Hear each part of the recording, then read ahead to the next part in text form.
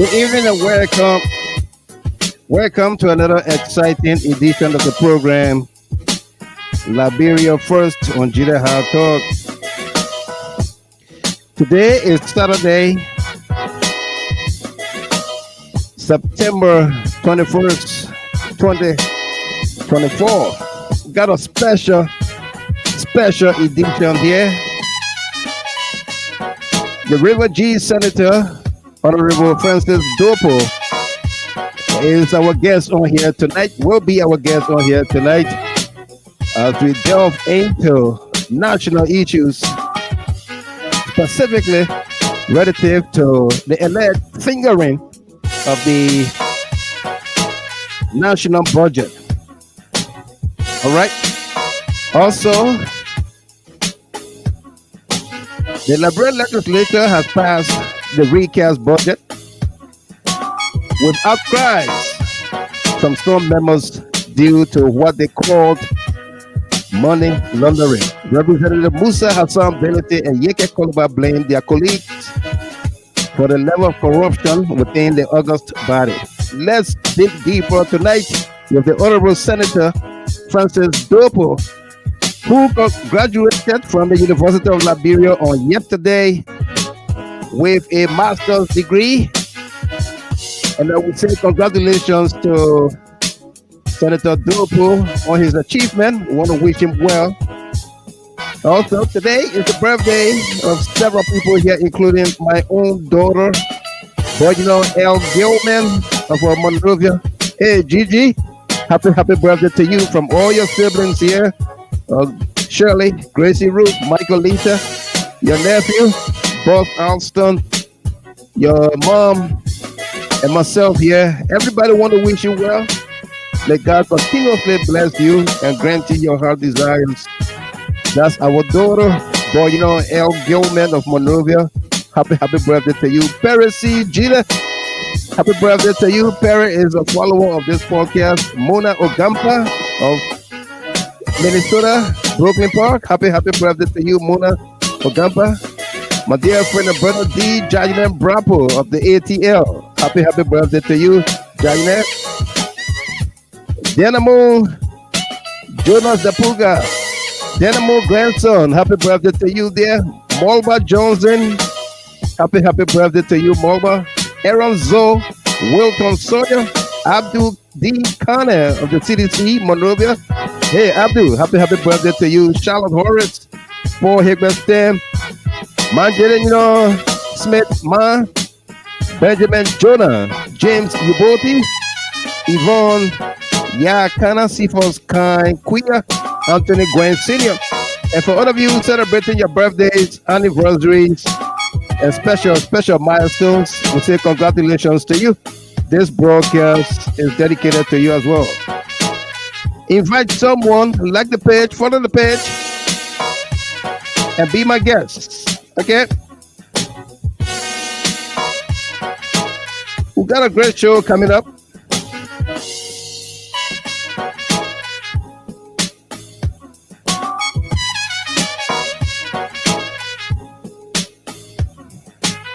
I hope we are live, loud and clear at your end, your various end. Faustina Livingstone of Texas, welcome to you. She's there, so hi. It's been a long time since I've seen you, Faustina. Good to see you on here tonight, and welcome.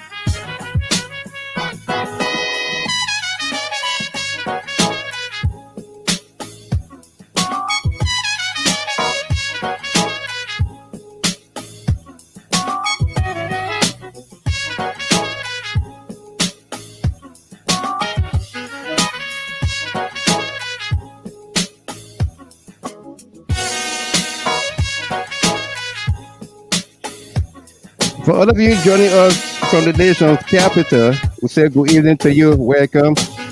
Those of you following on the radio, welcome to you as well.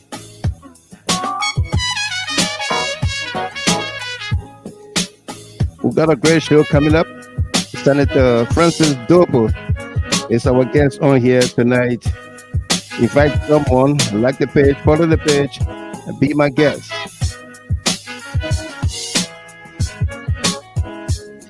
We'll be digging deeper into the alleged fingering of the national budget.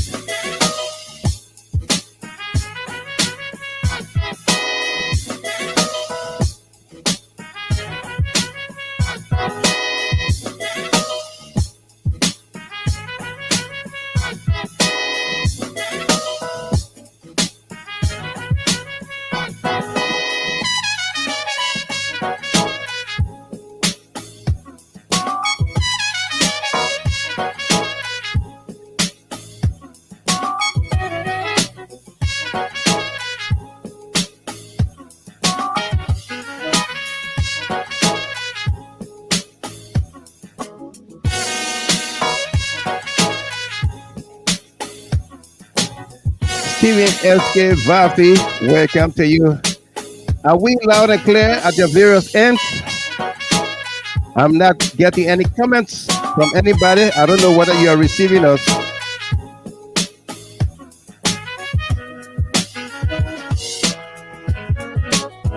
And got a comment here from Amara Jala Kamara. Says, I'm following live from Brussels. Many thanks for the tremendous job. You're welcome there, Amara. Great to see you on here this evening. We got a great show coming up with the senator. Alto Solo Senior, welcome to you. It's great to see you on here. The link is in the chat room. Hopefully we'll get to see some of you on tonight. And Fire Daniels, you are loud and clear. Thank you very much. And Amara from Brussels says very clear. Okay, thank you very much.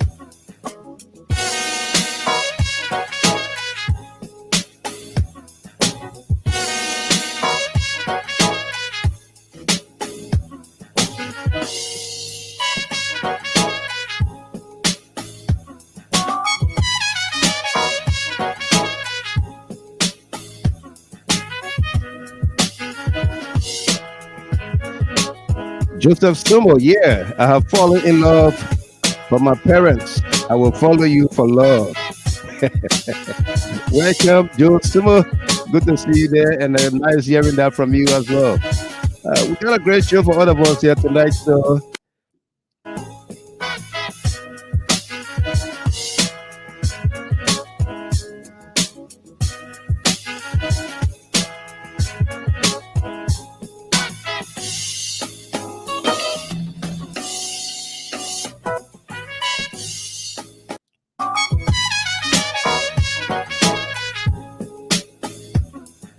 okay, great. Solo Senior says, yes, I'm getting ready to appear on GHT. B, thanks for Addison. Welcome to you. Good to see you there.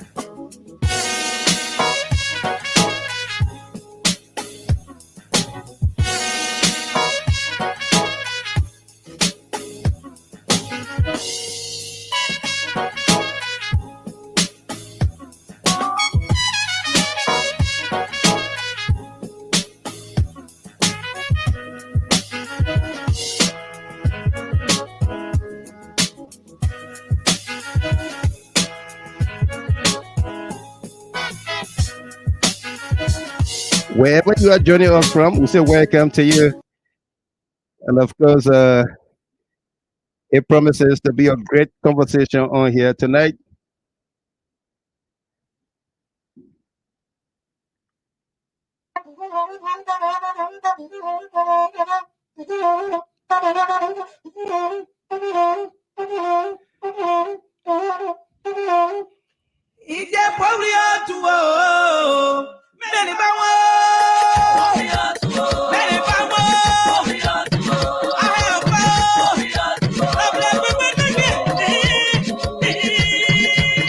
Polio. I want.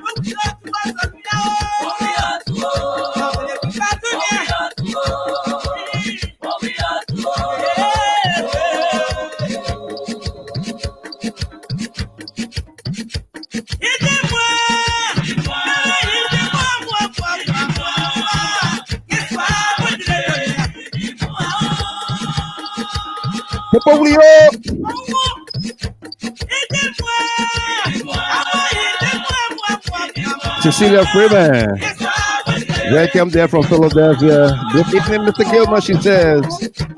Welcome.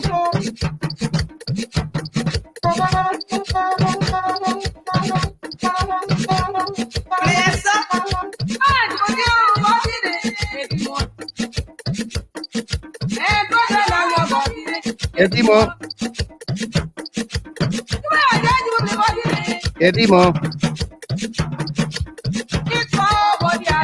Edimo.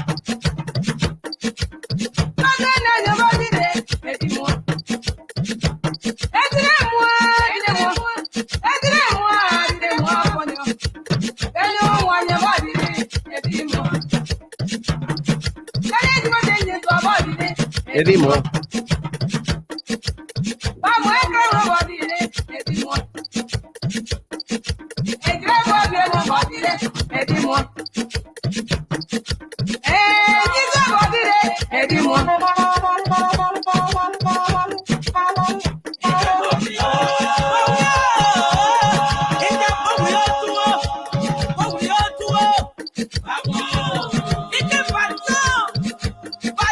Batio, Bati.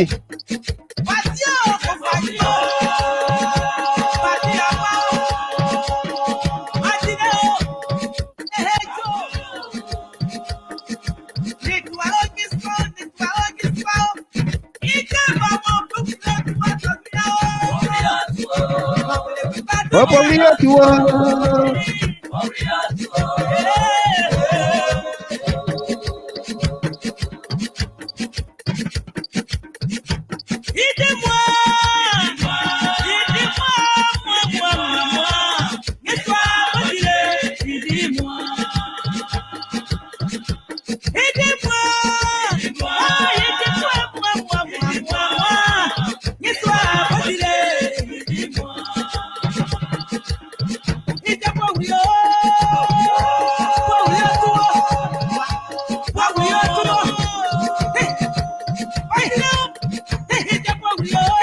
We got some breaking development out of Monrovia right now.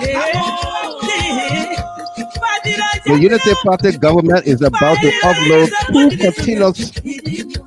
two continuous load of money. Liberian that up in the billions just arrived in Liberia. And this news is just coming in right now. Details coming up.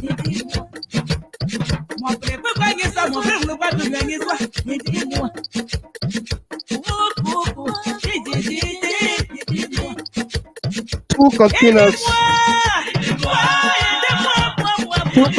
load of money is right in Liberia right now, and we are dispatching our cameras to the same.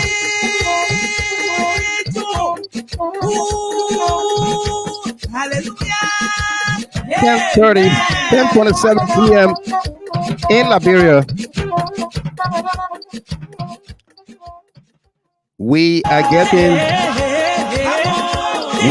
reports. We are getting reports that the Worker Administration is about to offload 2 containers of money. Now water side, at the water side, from a housing bank.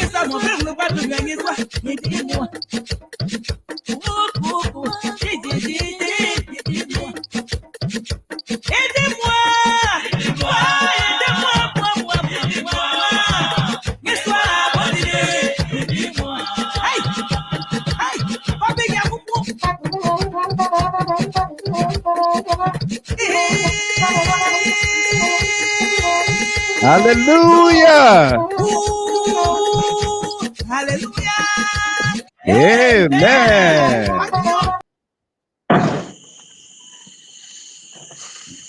What a song there by Ablakolo Gay, a warfare, guerrilla warfare song there.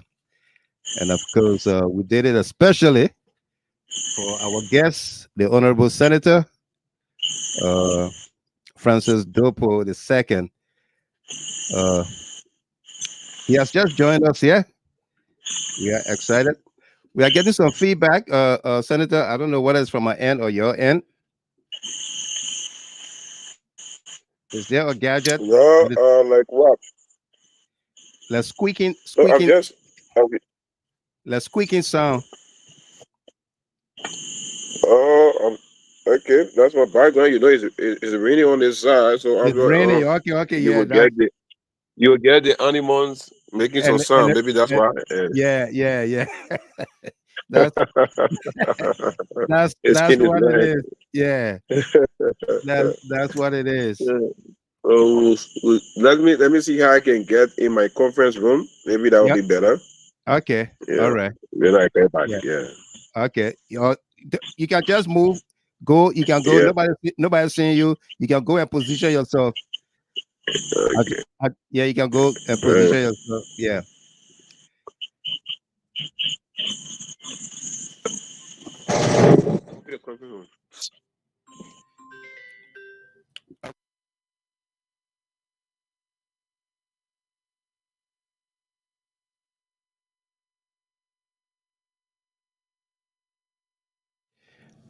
Bear with us here. The senator is trying to relocate himself. We're gonna do you another song here. You know the senator that Grable man, he loves this music. I am told. We're gonna do another song here. Another Grable music.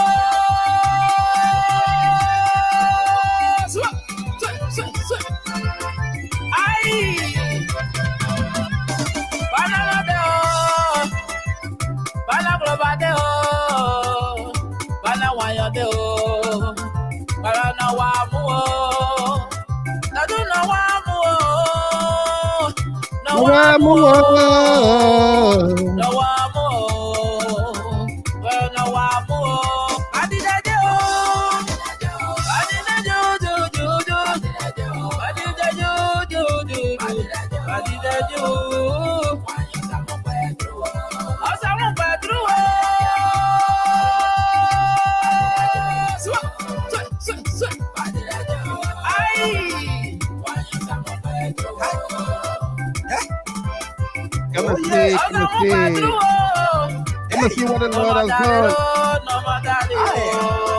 Come and see. Oh yeah. Remember, bro. On the YouTube channel.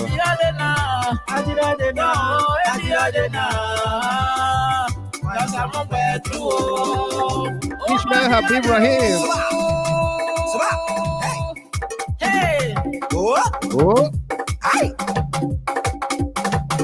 Hey. Body. Oh yeah. Dire oh. Yeah. Oh.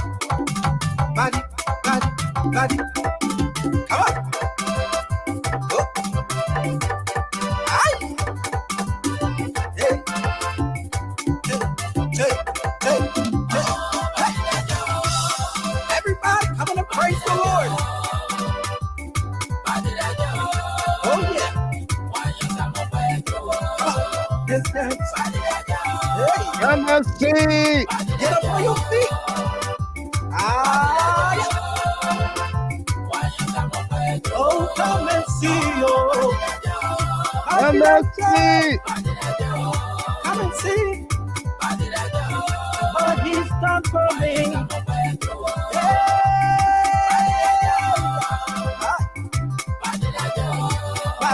Body. He took the burdens off my shoulder. Come and see, oh. Come and see. Body that tell. Vamos a mi cuerpo. Come and see, oh. Hey. Body that jail. Vamos a mi cuerpo.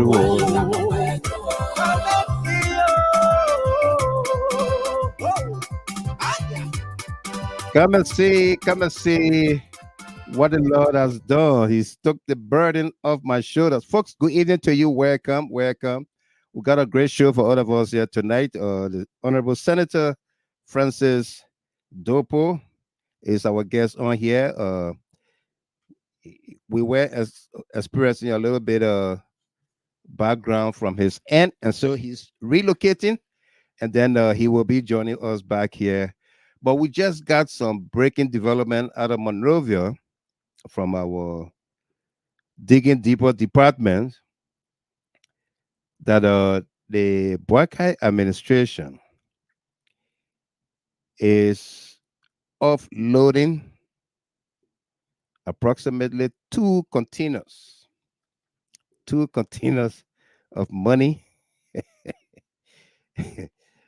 two containers of money. I don't know, but we are checking with our sources. We cross-checking with our sources to see when was this order put in and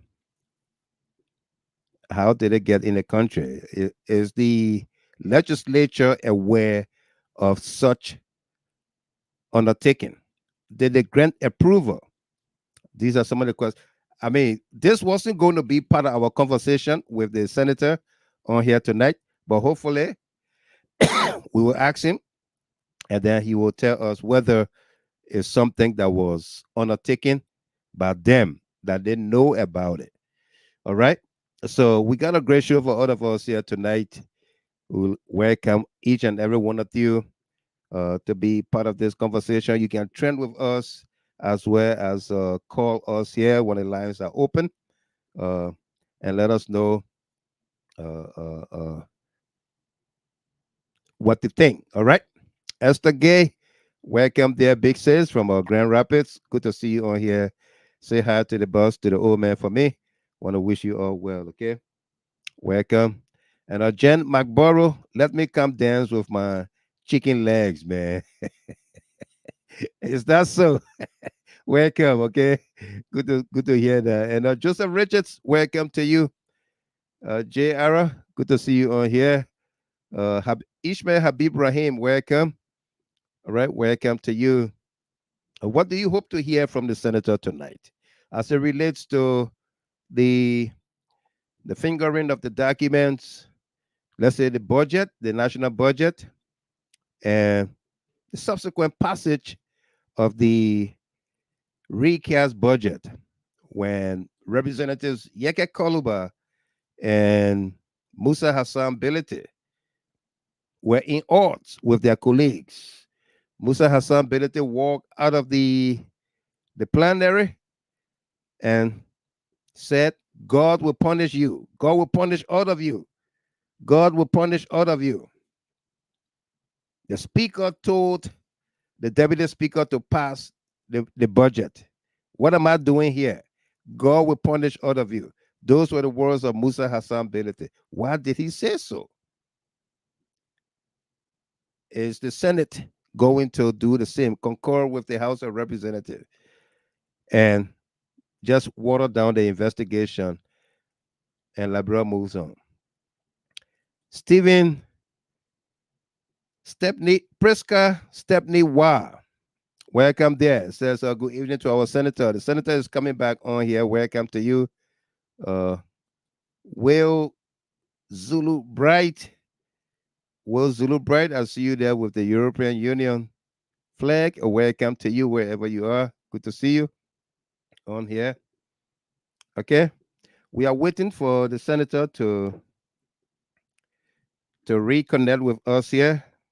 It's raining heavily in Monrovia, he said, and there was some little bit of background.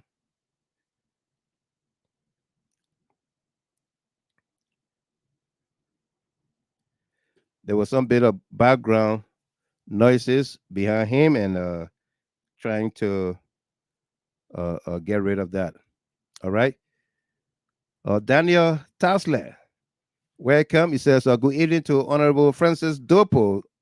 Honorable Francis Dopoh was here. He's coming right back with us. So I hope all of you are sitting pretty to welcome the senator.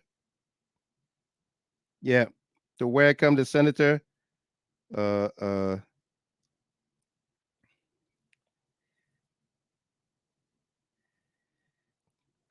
Indeed, we got a great show for all of us here tonight. Yeah. All right. But we just got word from Monrovia that the Unity Party government under Joseph Boyka just brought in continuous load of money. Yep. Continuous load of money uh, uh, at the former National Housing Bank at Waterside. We don't know how much. We don't know if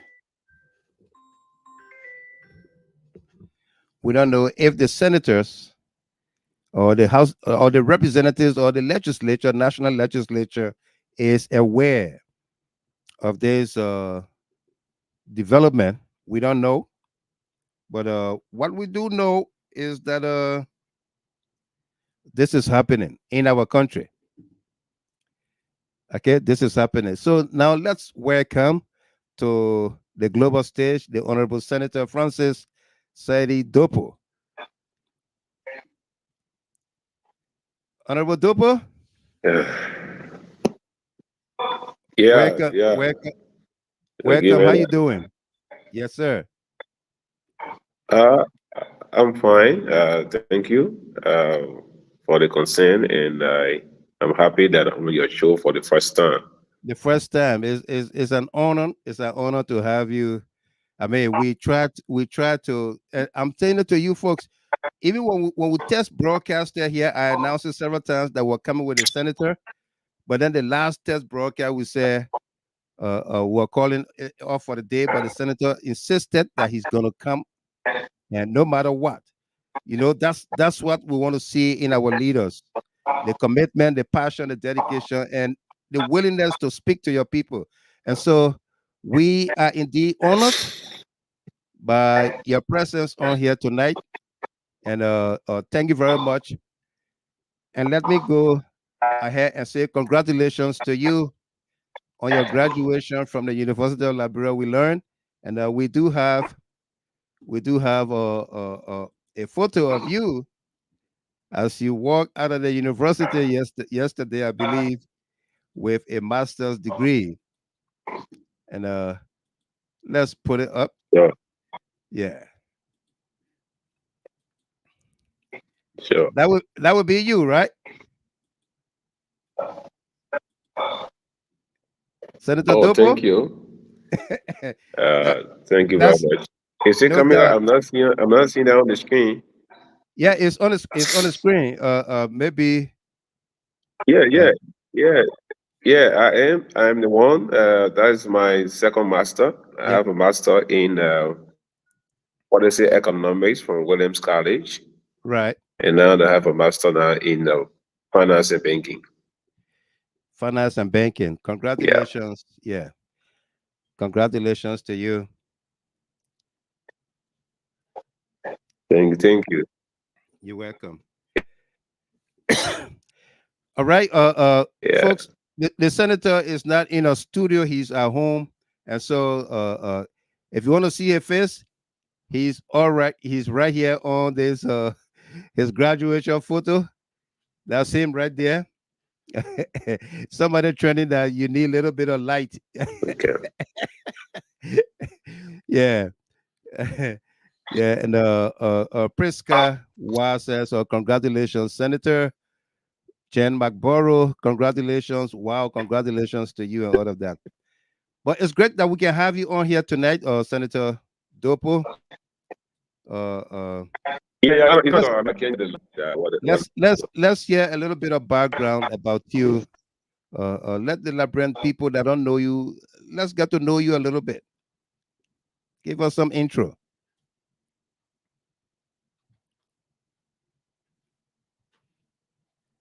Senator Dopoh, are you there?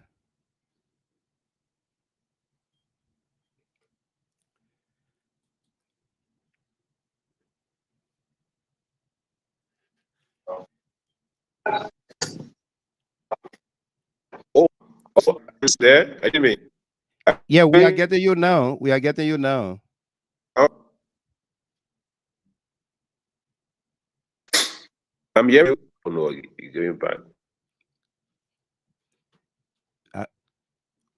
You coming in kind of broken or distorted. Yeah. Okay. I think you took me back. Am I clear? You coming in a little bit clearer now. I didn't take you Hello. off I didn't take you off the screen. Yes, we are here, Senator. Yeah, because I mean, yeah, you see,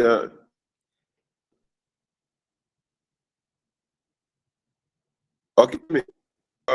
So I'm steady with this. Senator Rivergee County.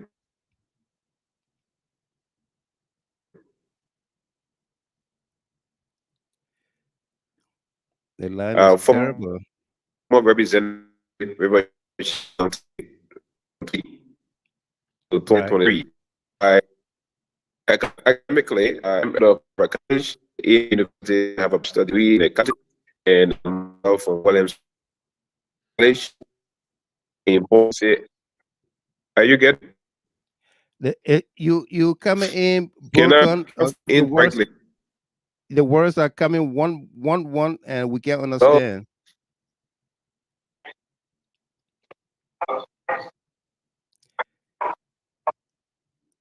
wow.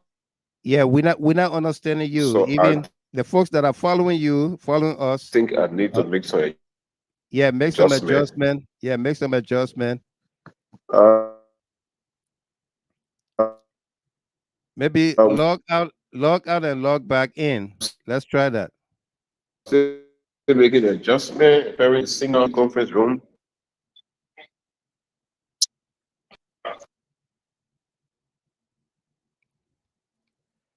It should be network problem. Maybe you're gonna want to go back to where we started off, and we'll rather take. Am I clear? Yeah. All right, so folks, bear with us here. It's Liberia, and we are having some technical issues there with the senator set. He's coming in broken. Hopefully, it's taken care of, and we can. Yeah, Senator Dopoh. Give me possible I get from in. Yeah, you are loud and clear right here, and I can put your picture on, and then we're gonna we can do that. Yeah, then that will be clear. Okay. All right, so folks, due to technical problems. It's raining. Yeah. It's raining. Yeah.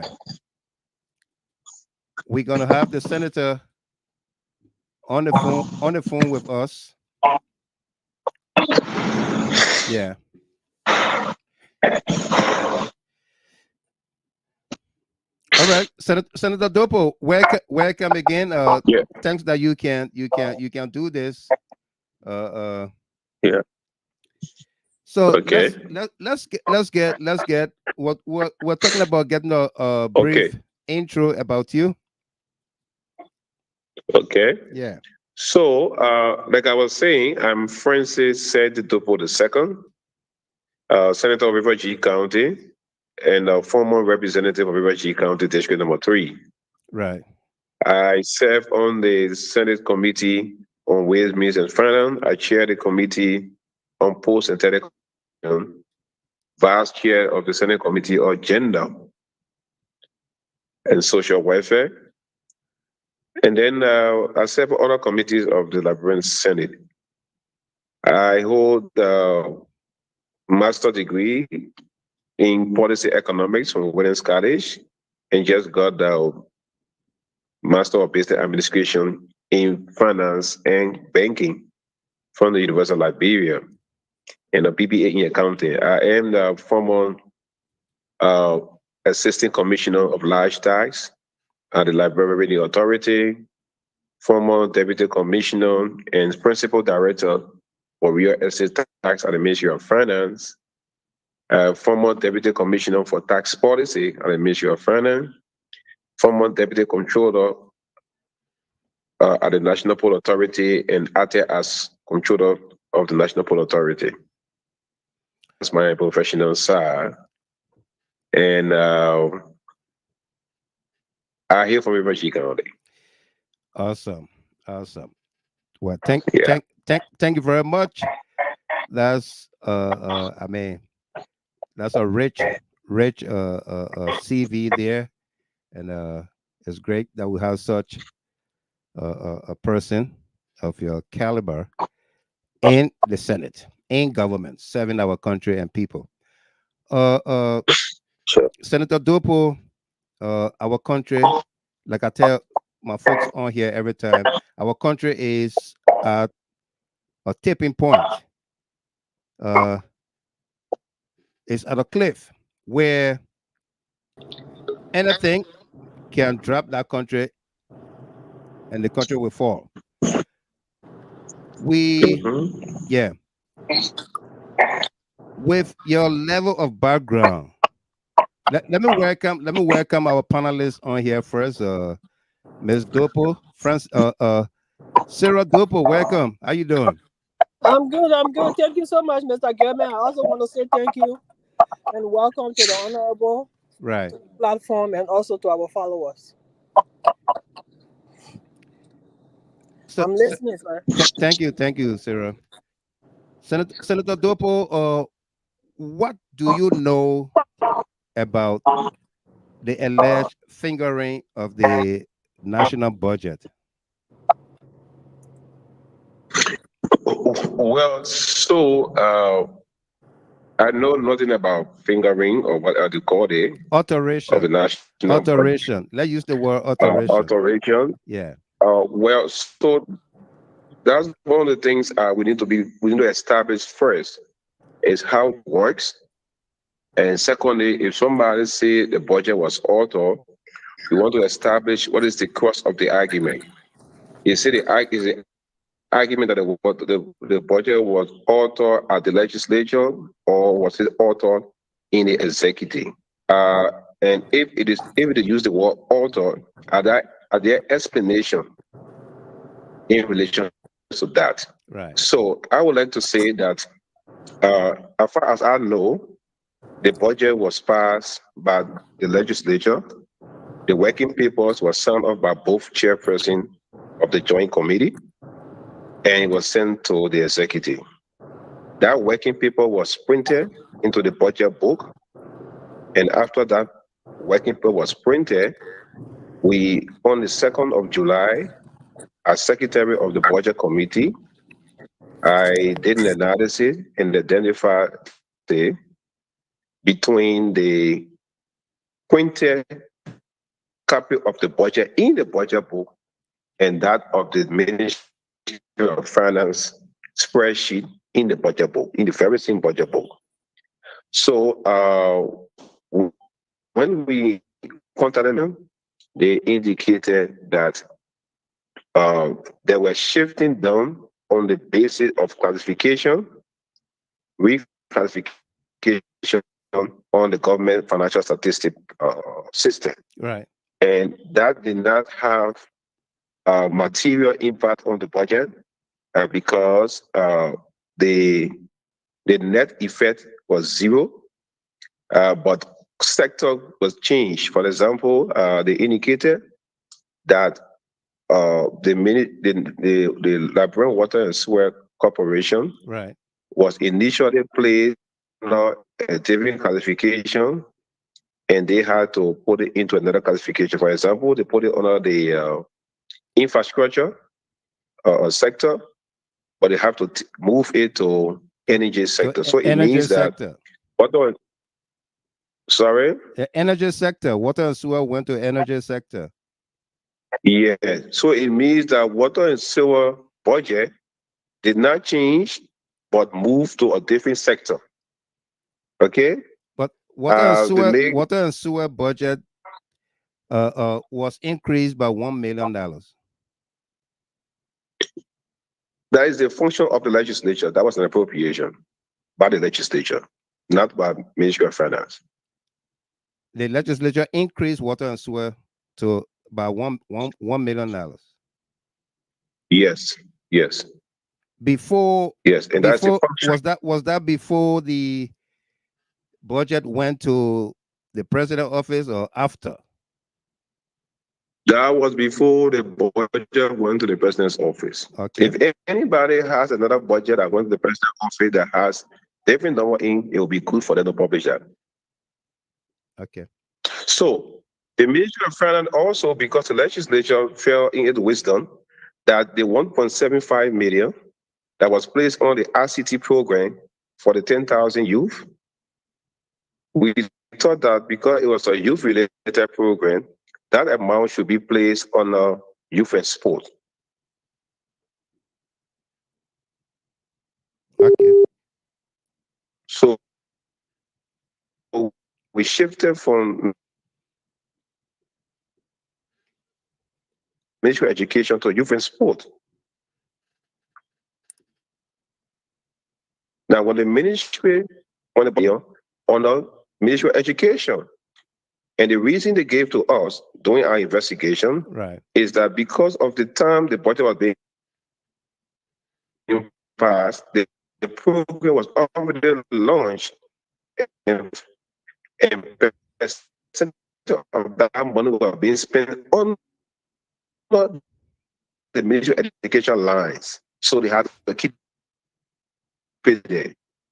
That was not reduced. We kept on. I don't know the have done investigation have indicated that indeed the Ministry of Finance was in error for not informing, for taking an action and not informing the legislature.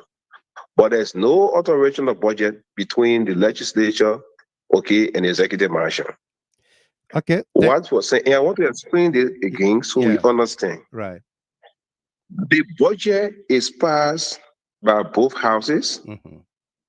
And there's a joint committee. So from the beginning, in April, I would say on the 2nd of April, okay, of this year, when the budget was submitted to the legislature, the Liberian Senate and the House of Representatives voted for a joint committee. Okay? Yeah. Now, the joint committee will mean that the House of Representatives Ways and Means Committee will work with the House of Senate Ways and Means Committee as a joint committee. After that, then each house will pass individually. Where there are discrepancies in the passage, okay, the joint committee will rectify it and align it properly. And that's the function given to the joint committee. So in this case, it was not a conference committee.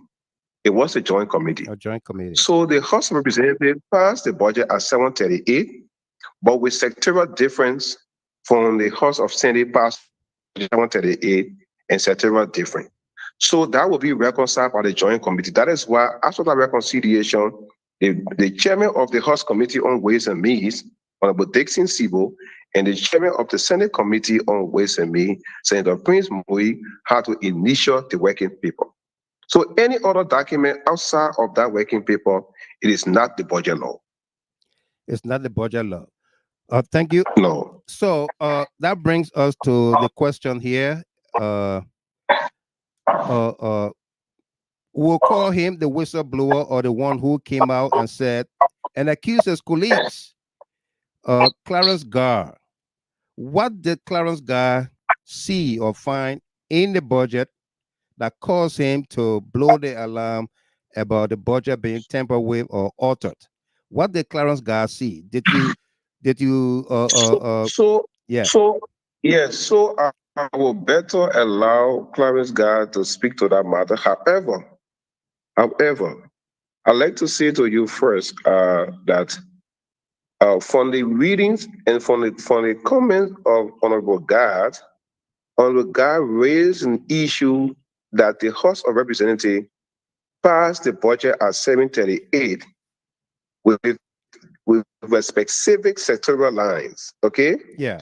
Those sectoral lines, for example, he named that under the public administration, when the House passed the budget, public administration was at 276. You get it clear? Correct. Good. When the Senate passed the budget at 738 million, public administration was 256. Why was it 250? I mean, it was at 260. Okay? Correct. Now, step A. The issue here is both houses passed the budget separately. So because of those discrepancies, it is a joint committee. So when the House of Representatives passed the budget, they left. Okay? Yeah. When the Senate concurred, okay, that's where some of the corrections were made. You get it clear? Correct. Because when the budget was being passed by the House, there were two scenarios. Since we had a joint committee, we were looking at scenario one that has with debt reduction, okay, debt transfer of $20 million, and another scenario of debt transfer of $40 million.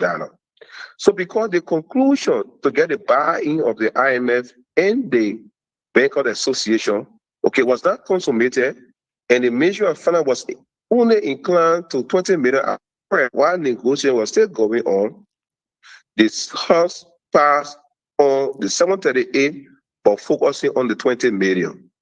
When that negotiation was concluded, the Senate passed on the 40 million, okay, making it internal shifting to be different from that of the House of Representatives. Correct. Now it becomes the responsibility now of the Joint Committee to reconcile the both. So the final version of that reconciliation become the working papers and form into the budget law.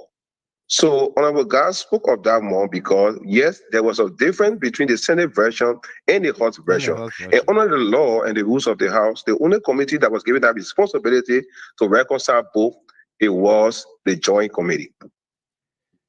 Okay. So the House did conduct an investigation. Did you see the report from the House? I saw the report of the House. Do you agree with the findings of the House? Well, my agreement or disagreement does not follow because that is a separate House. I mean the Senate. Yeah. Has the Senate completed her investigation? The Senate completed the investigation. Today it was endorsed today in plenary. We had a section today up to 8 o'clock. Right. In the Senate, and that investigation was concluded.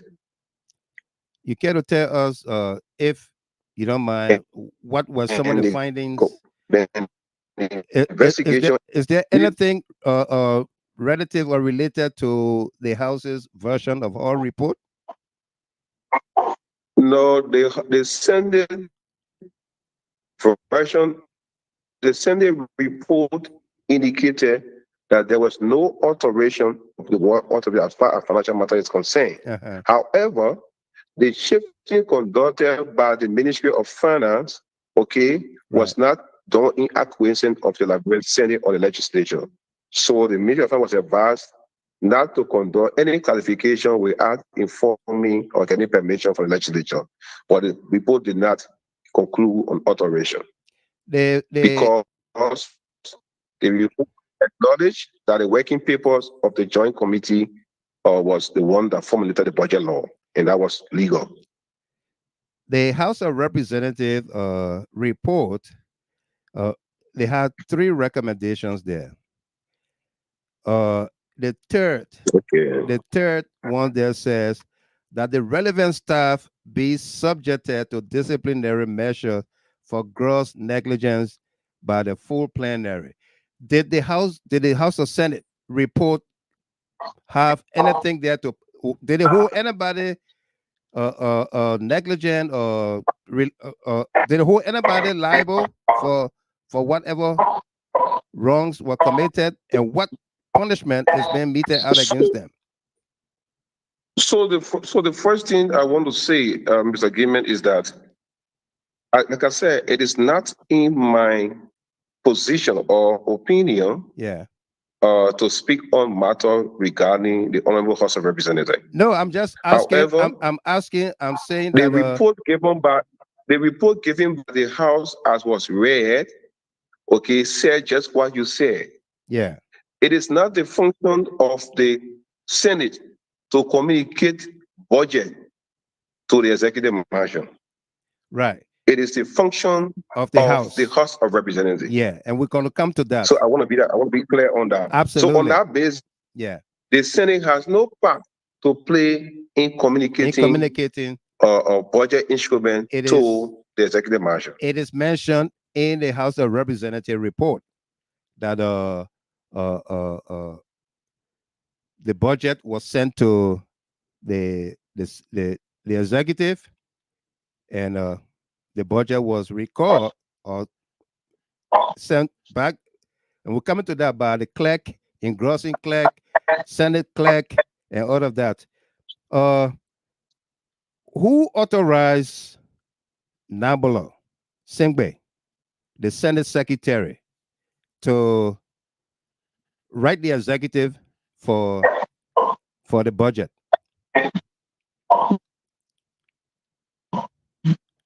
The Senate report showed no Senate report to the executive mansion. Now, one record to show that. Senate report showed no evidence. The Senate report showed no evidence that the Secretary of the Senate wrote the executive mansion. Besides, it is not the function of the Secretary of the Senate to communicate budget instrument. Constitutionally, it is not. It is the House of Representatives. Right. Let me read. No function to write the executive mansion. Absolutely. So let me read a portion of the House of Representatives report for us and our followers here.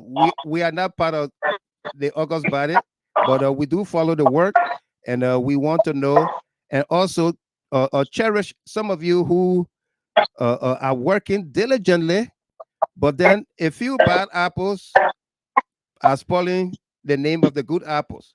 All right. And the House report, let me see if I can put it on the screen so that everybody sees what we're talking about here. All right. So folks, we're gonna take the senator's picture down for 1 second and put the report up so that you can see that we're reading exactly what we are saying here. So let's do this. Bring this screen up here with the report, and this is it. Okay, this is the House of Representatives report, and we're gonna read from number 7 to number 9. Number 7 says, during our investigation and cross-examination, the stenographer engrossing clerk said the budget was sent to the Senate for concurrence. The concurred budget was sent back to the House for onward submission to the executive mansion. After the receipt of the national budget by the executive mansion, the engrossing clerk received a call from the engrossing clerk of the Senate, who informed her that his boss, the Secretary of the Senate, had requested that the budget be recalled from the executive mansion due to, quote, errors. According to the engrossing clerk, after the call was made, she was authorized by her boss, Deputy Chief Clerk, to withdraw the budget from the executive mansion. On the morning of May 8, 2024, engrossing clerk advised the Deputy Chief Clerk that she had concerns about the unorthodox manner of the recall of the budget. The Deputy Chief Clerk acknowledged the concerns of the engrossing clerk. 8. On May 8, the Deputy Chief Clerk received from the Secretary of the Senate a document which he believed to be the replacement budget document. The Deputy Chief Clerk did not check to verify the content of the document he received, nor did he inform the Chief Clerk or communicate with the office of the Speaker or the Deputy Speaker, who was acting as presiding in the absence of the Speaker. The Deputy Chief Clerk transmitted the document received from the Secretary of the Senate to the Executive Mansion on May 8, 2024, Exhibit 5. So, Senator, how do you reconcile those statements or the report by the House of? I know you don't speak for the House of Representatives. You used to be there at one point in time, but you're not there anymore. You are in the Senate, but the Senate concurs with the House of Representatives most because the budget originates from the House of Representatives, and the Senate do concur with that. So the budget went after the Senate concurred. The budget went back to the House of Representatives, and then the clerk sent back to the House of Representatives to go and get the budget from the mansion, from the executive. How do you reconcile that report? So, Mr. Gilman, the first thing is that I see that as hearsay because in the investigation of the Senate, there's evidence that the communication was written by the Secretary of the Senate. In fact, the Senate investigation was done publicly. There was a public hearing on that investigation, and we all went through that. The journal of the Senate was open. The Secretary of the Senate was asked questions as to whether he wrote a communication.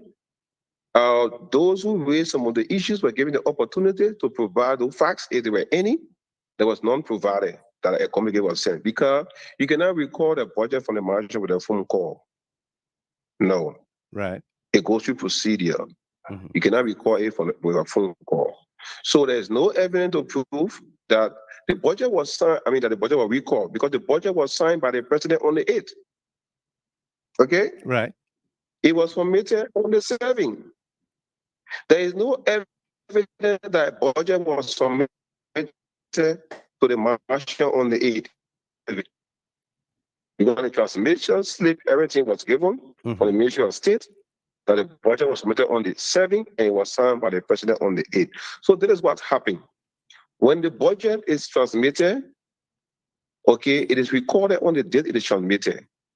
Now, the budget is signed by the Speaker, the clerk of the House of Representatives, the Secretary of the Senate, and the Vice President. In the absence of the Vice President, the pro-tem with proxy.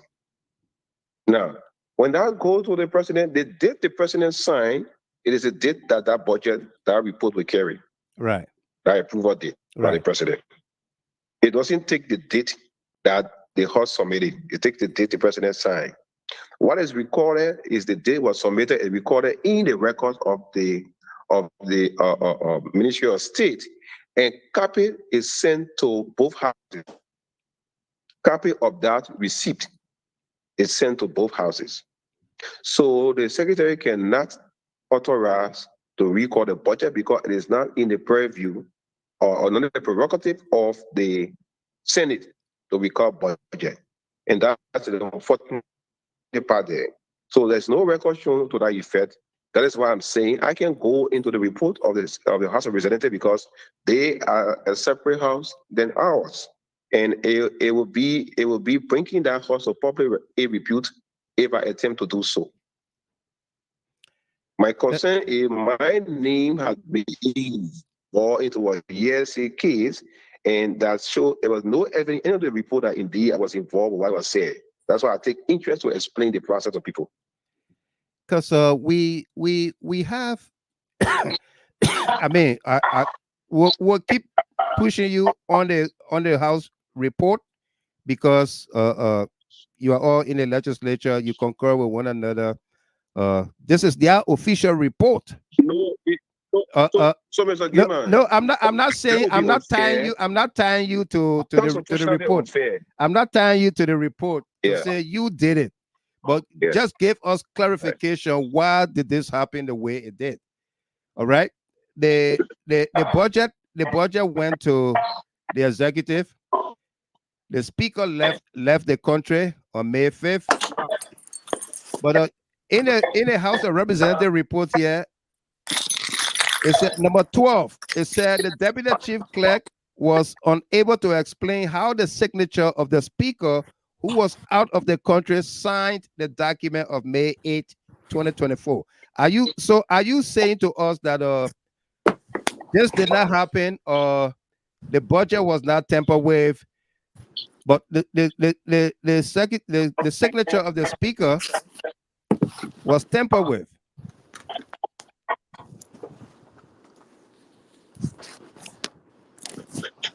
So, hello? Yes, we are hearing you, Senator. So like I said clearly, that constitution is unfair because we are separate houses. We are bicameral. Right. It's unfair for me to speak on matter regarding the House of Representatives. The matter regarding the Senate is what I speak on. Mm-hmm. Reason being that if I do so, I will attempt to bring another house to public ridicule. I've just told you the transmitter at the Ministry of State shows that the budget was submitted on the 7th. Right. Okay, if there's any budget that was submitted on the 5th, on the 4th, on the 3rd, you can show that copy to me. I have a question, Mr. Gilman. Yeah, go ahead. So, the honorable senator here is my little brother, and when I heard about this budget business and don't say little brother, that your junior brother. Yeah. So when I heard about this budget business and his name was tied to it, I called him, and he gave me some explanation, but then I was not satisfied. I said, let him come on Gedeh and give him. But my question here is, from what I understand, Honorable Senator, that you said that there was nothing, there was no fingering of the budget, but from your own explanation, I understand that when the budget left the Senate, it went to the executive. There were certain things that were not aligned properly, right? And then it had to come back for you guys to align it properly. Is that what it is? No. The budget left the Senate. What was sent? You see, this is how it works. When the Senate announces that indeed he have concurred with the House of Representatives, or the Senate will communicate the report, the report of that body, not the budget law, the report of that body. So the Senate, the House of Representatives, or the originative body to say the Senate has concurred with what you sent. Right. Okay. It is the function of the joint committee that will reconcile if there is a difference. In the event that there is not a joint committee and the both houses acted separately, then there will be a conference committee. Okay. A conference committee that will reconcile the both. But even it was a joint committee. So if the joint committee reconcile the both, and the two chairpersons sign, then it is sent to the House of Representatives. The Senate does not send communication to the executive when it comes to budget. Right. Okay. So let me hold you right there. When that happened, so where did Honorable God get this notion from all of a sudden that the budget was tampered with? Tampered with, correct. Where did he get it from? He must have seen something. So that is a political house. That is a house of speculation. That is a house of possibility and impossibility. So people raise the issue based on their understanding, on their interest, okay, and so forth. But I can tell you, Honorable God, from what I heard from him, spoke from the point that the House did a passage, but did not consider that the Senate, even though it concurred with the House, but did not concur with the exact sectorial areas that he was raising. So it means the joint committee had to have a reconciled version. And that is the law, and that is legal, that's the rules. Because we did not establish a conference committee. From the beginning, we established a joint committee. So where there is a variance between the Senate and the House, it is that committee that will reconcile it and send to the leadership of both houses. Okay, so during your explanation, you said that there was a certain amount that was moved from, I don't know, energy sector, from the Ministry of Water and Sewer to another post to the energy sector? They move water and sewer from infrastructure to energy sector. Okay. And then so $1 million was added to them. No. So the action of moving water and sewer to energy sector was done by the Ministry of Finance after we have submitted the working paper to the executive, to the president. That was signed by both chairmen. The appropriation of additional $1 billion, I can't call that additional $1 billion because the budget was not a law when that action was taken. Okay. It was not a law. It's part of the working of the legislature. But who did?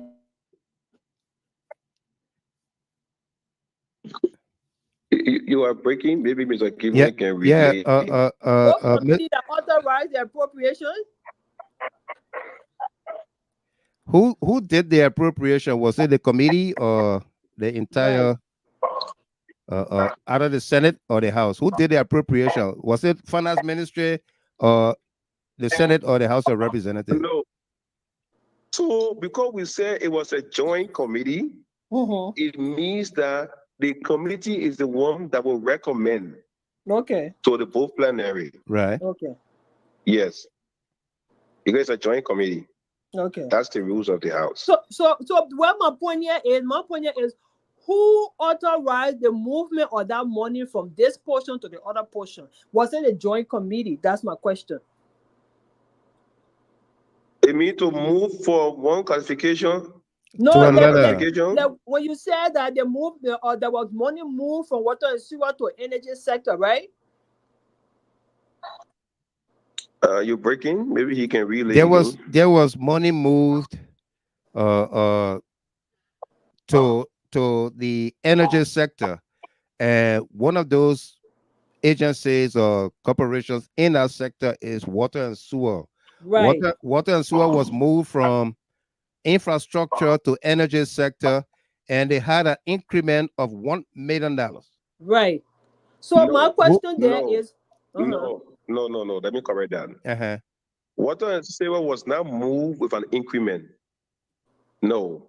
Water and sewer have already been appropriated in the working paper and the budget law with additional $1 million, and the budget was sent to the president was signed before the Ministry of Finance decided to reclassify them, not to increase for different sector. So the Ministry of Finance reclassify that amount to energy sector,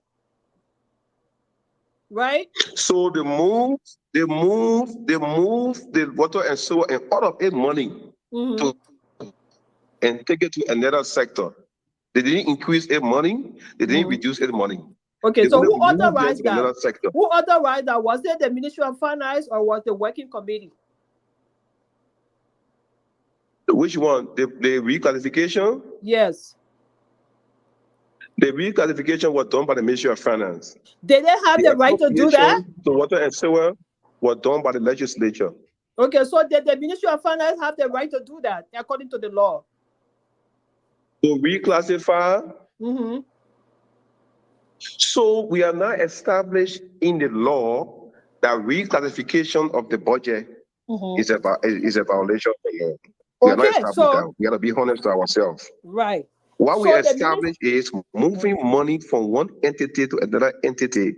We had the permission of the legislature before the passing of the budget, before the printing of the budget. That is a violation. Okay. So there was a violation in my opinion. Because the GFX system, the government financial statistics system, it is modified every time by IMF or international body. Right. Okay. So, for example, is that one of what? For example, when we did the ombudsman, we put the ombudsman on a Ministry of State. Okay. By the time we never had a line for it, so they will bring the technician. They decided to create a code for the ombudsman.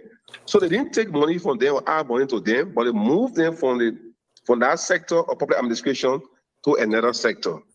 So that part, that action, okay, one of the reasons why I think the committee is inclined from the Liberian Senate not to penalize harshly the Ministry of Finance is that we have not established that to be a violation of a law. We see it as, trying to usurp the function of the legislature. Okay, but Senate, that's a violation. You are classifying with our knowledge. But that is a violation. From there. That is a violation. She said that is a violation. How it is? That's what you establish. So you don't see it as a violation. No, I don't see it because I just said to you, it is GFX classification that is modified over a period of time. So all we were saying to them is that you need to inform the legislature because they have brought confusion in the legislature. It's classification. You are not moving money that was appropriated. You are reclassifying in sectoral areas. I want to get this thing clear. Right. Yeah, I understand. I understand the reclassification part. I understand all that part. It was not to the knowledge of the legislature that it has happened. Exactly. So you have explained it. We're saying to you now, do not do this again. Let us know so it doesn't cause the kind of embarrassment it caused us. Okay, so this is where the problem is. Money was taken away, money was done. Senator Dopoh, Liberians at home and abroad are concerned that these things happen and there are no punitive measures. Case in point. It will continue to happen. Yeah, the road construction, $22 million without any the PPN law, penal law.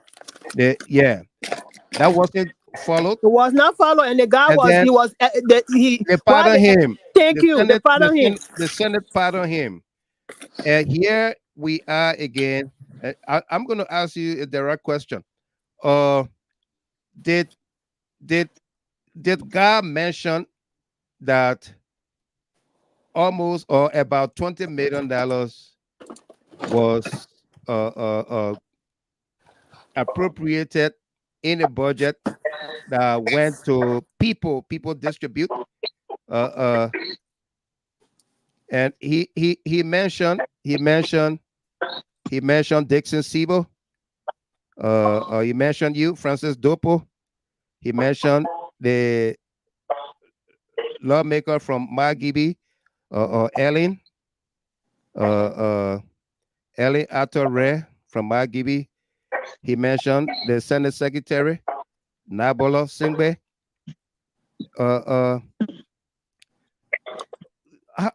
I mean, why will your colleague come out and speak so bluntly about an instrument that you all work on, and you know, I mean, I don't know what Oh, we have to get it from you Stephen, tonight, are you so that tomorrow we can tell folks, say, hey, Francis Dopoh is a good guy or clean gentleman.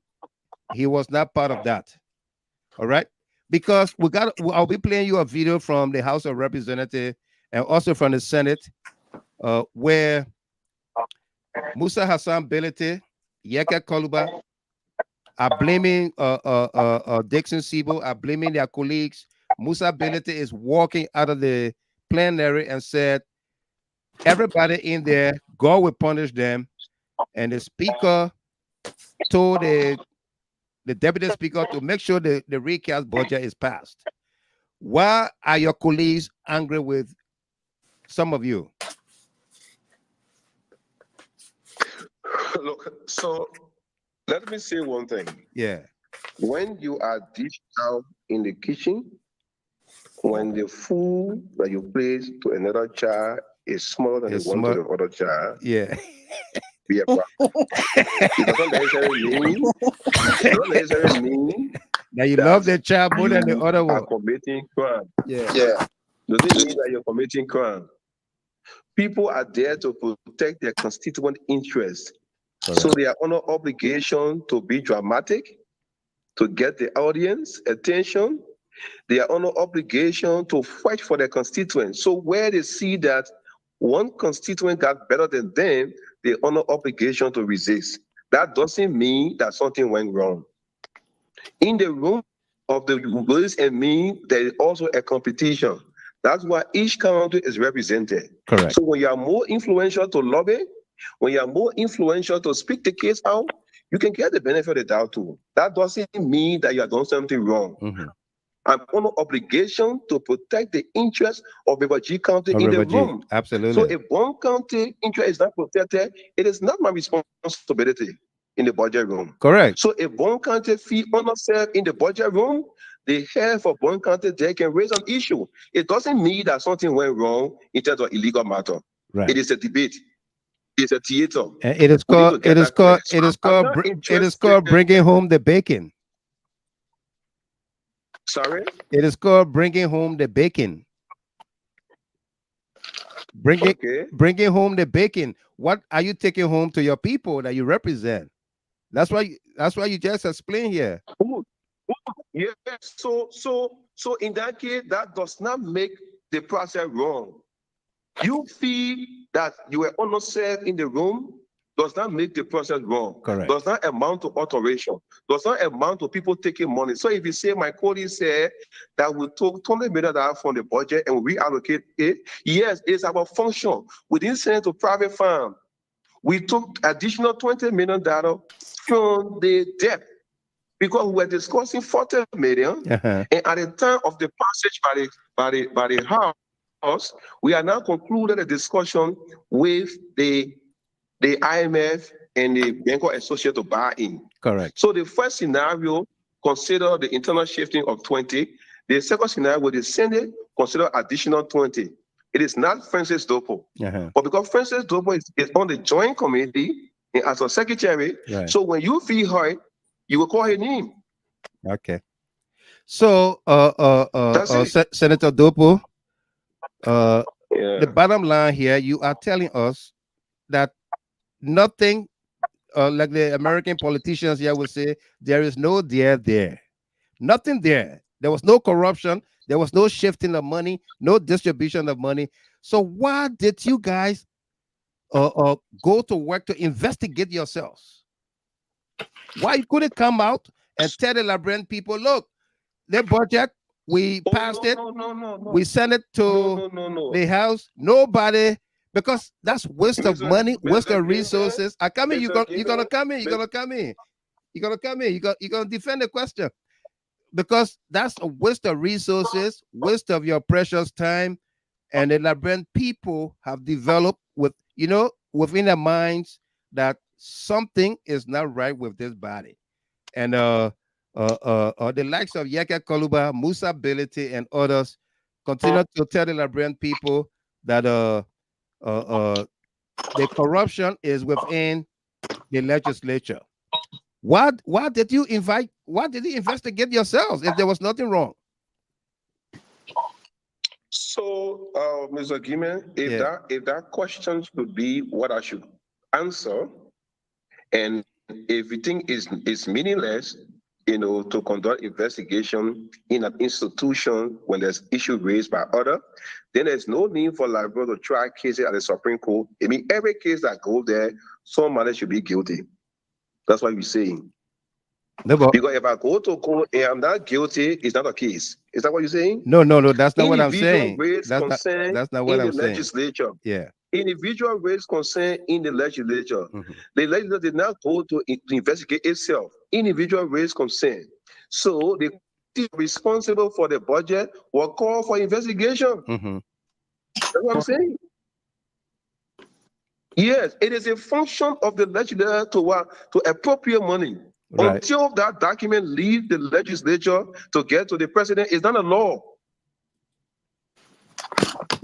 It's not a law. So there will be issues.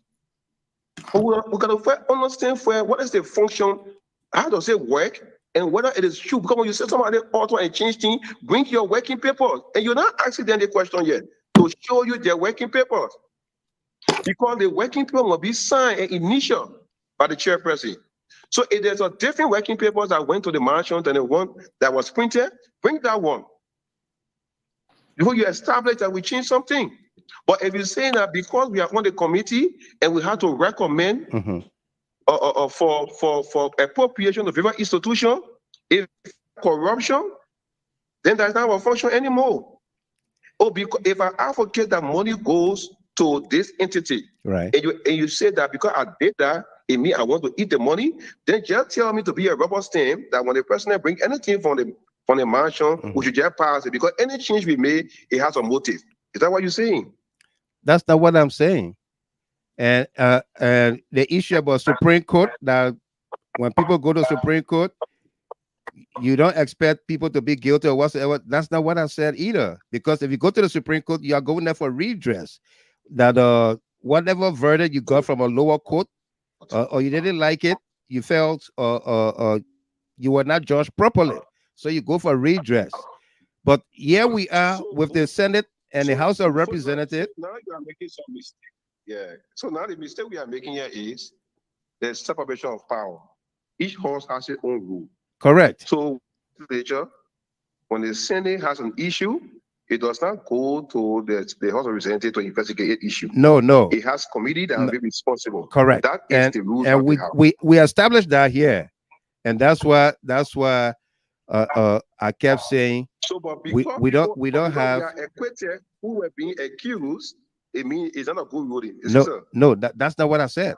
Okay. That's not what I said either. I'm just asking a question. No, that's not what I said, because the House of Representatives report that we have on the screen here, we've asked you one or two questions from there, talked about the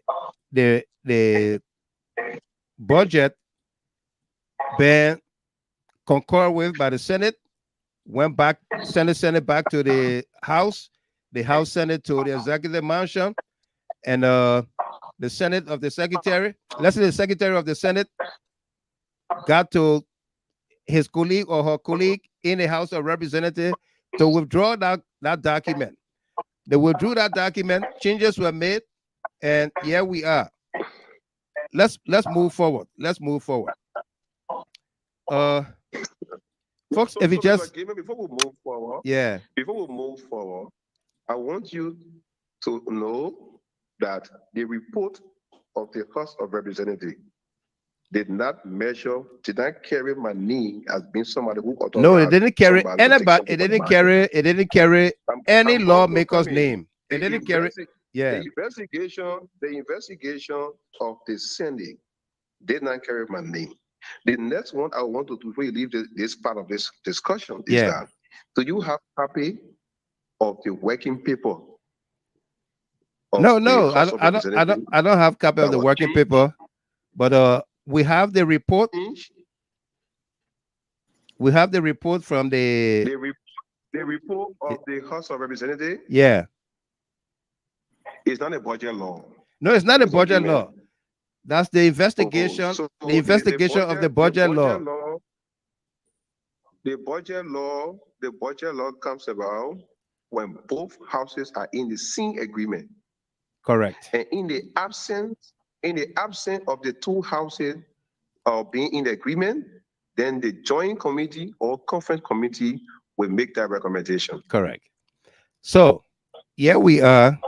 This is what you have on the screen here is the report from the House of Representatives and findings, reasons, and conclusions. Right below the GHT, I'm reading from 1 to 5.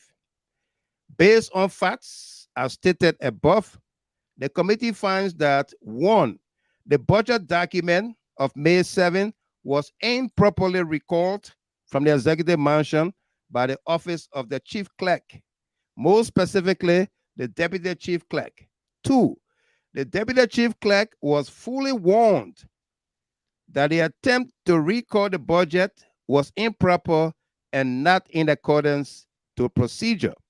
3, the budget document submitted on May 8th was a draft document from the Joint Ways, Means, and Finance Committee, which had not been submitted to the office of the Speaker or Deputy Speaker in the absence of the Speaker for review and further action. 4, the budget was recalled and replaced without proper authorization. 5, the attestation page attached to the May 8th, 2024 cannot be explained.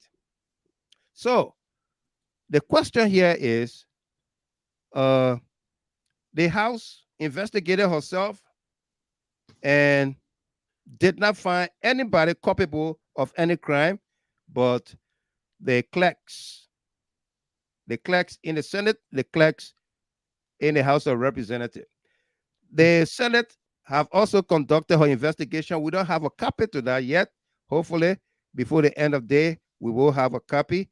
But our distinguished gentleman here, Senator Dopoh, have told us that nobody was incriminated, nor did his name come up for any wrongdoing. And we are not hoping and wishing that his name does come up, because had it been so, we would have ran with his name ever since we got the information.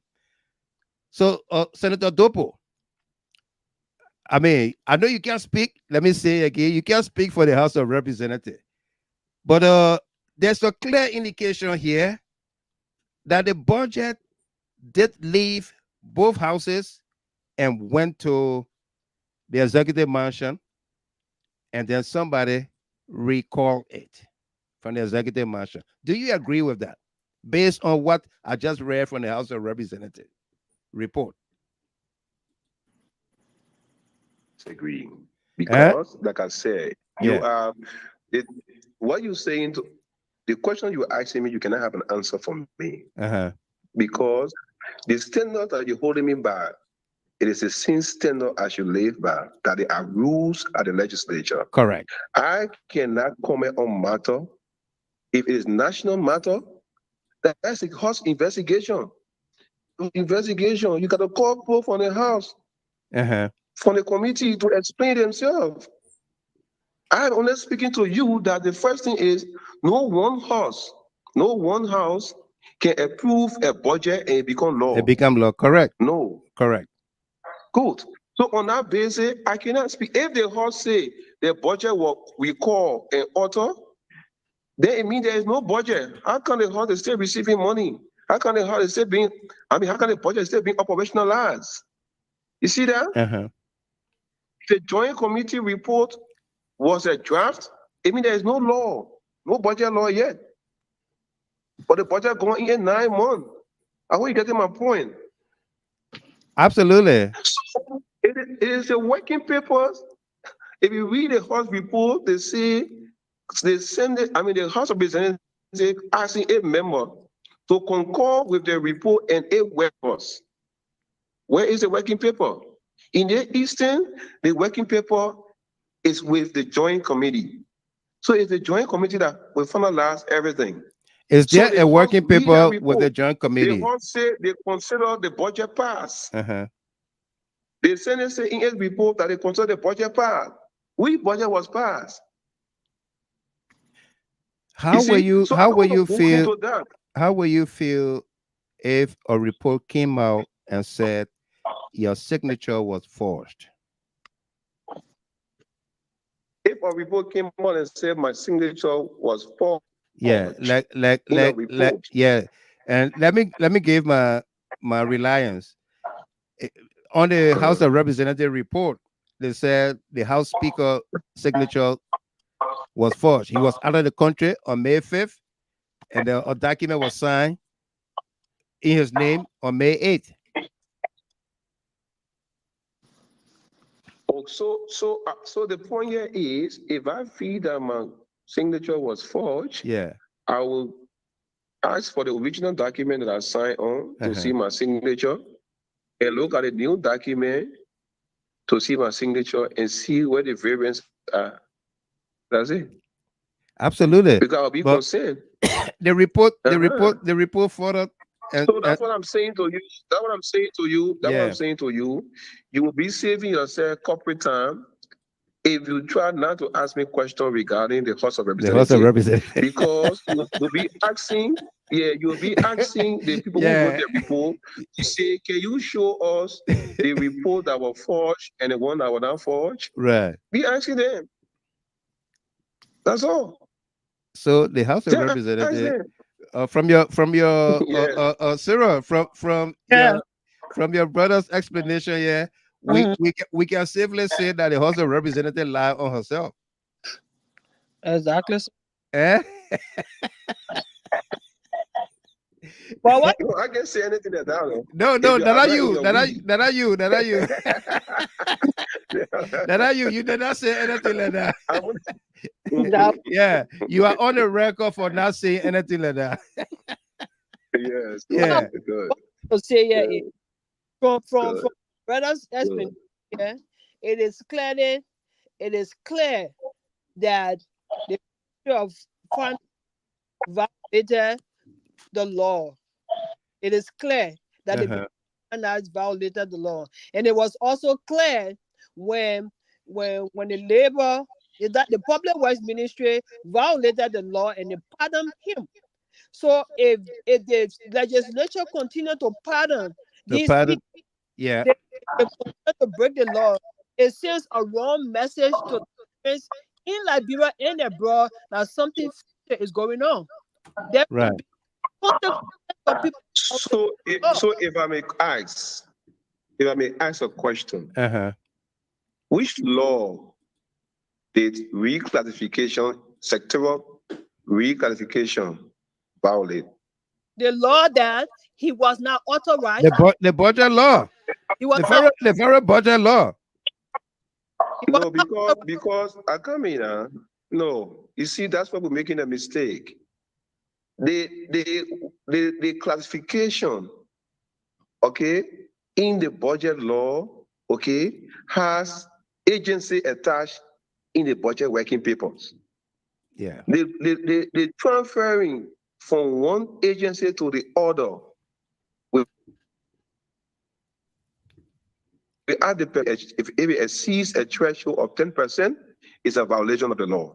The law did not specify that if the Ministry of Finance reclassify agency, you see it clear? So that's why we're saying we are not inclined. Because when you say somebody violate a law, you have to cut that law and be specific. Okay, but my thing is, if they did not violate the law, did they have the right to? We are not inclined to them. We see the action as an embarrassment to us. Okay. Because we should have been told. Okay. Yeah, but that's the point. That's the point. We should have been told. If they were not, how we see it. If it just see it as an embarrassment, it is not only an embarrassment, it's a violation because it's a violation. It was supposed to let you have to state the specific provision of the law that was violated. I'm telling you now, the fact that actually a line. It's not generic. We don't do violation generically. That is a violation, in my opinion. All right, No, folks. I'm not inclined to that. Yeah. Because I know to violate a law is not generic, it's specific provision. So because I've not seen that for sectoral classification, okay, I know it for removing from one agency money to another agency at a given threshold. So I'm not inclined to see that as a violation. Okay. So I mean, we all fight it on different ends. I'm not inclined with that because I believe in specificity. So you all right. See embarrassment on there? Say that again, Sarah. Ms. Dopoh. I you see it as an embarrassment, but it's not a violation. It's not a violation. She said you see it as an embarrassment, but not a violation. Honorable Dopoh. On sectoral classification, because I have no specific law to prove that. Okay. All right. Let's move on, folks. Yeah. If you just joined us here, I hope you are hearing me.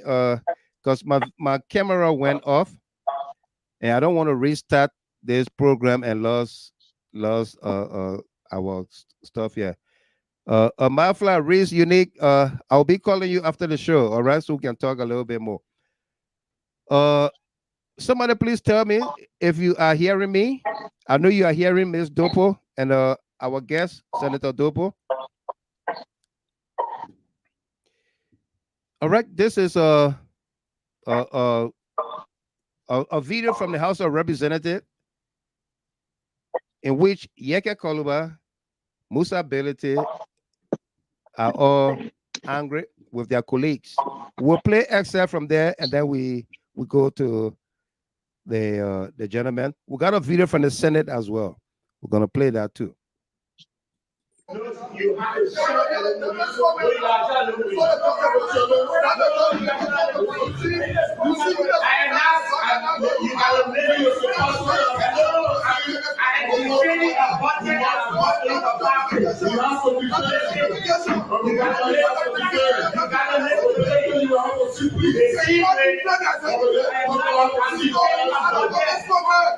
the second thing is, the second thing is,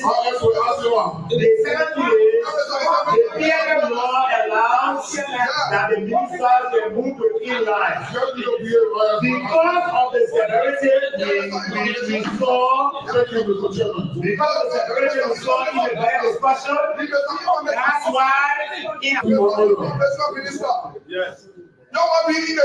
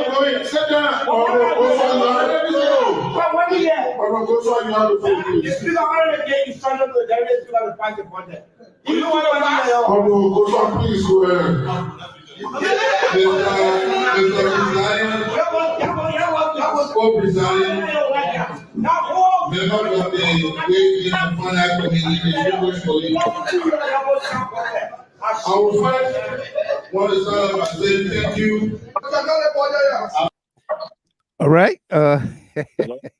Yeah, Senator. Yeah. You heard. I know you're not speaking for the House of Representatives, but I got a video for the Senate. This is your colleagues or your former colleagues in the House of Representatives. Musa Bility walk out and telling the Deputy Speaker and the rest in there, God will punish them. And he walked out. He said, "There's nothing here." Yekeh is mad. He's calling on Dixon Siebel. You want to work in the House of Representatives, you want to work in the executive, you carrying the executive water and this and that. Why are we seeing all of this? Because it's normal. It's normal. In legislative politics, it's normal. Right. When your interest, your constituent interest is not protected as you feel, you have your various tactics to move. Some people will go further to lobby, okay, to get the interest protected, I mean their constituent.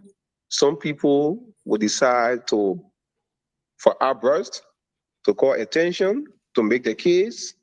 Like example, if you were growing up in Clarendon or West Point and your senior brother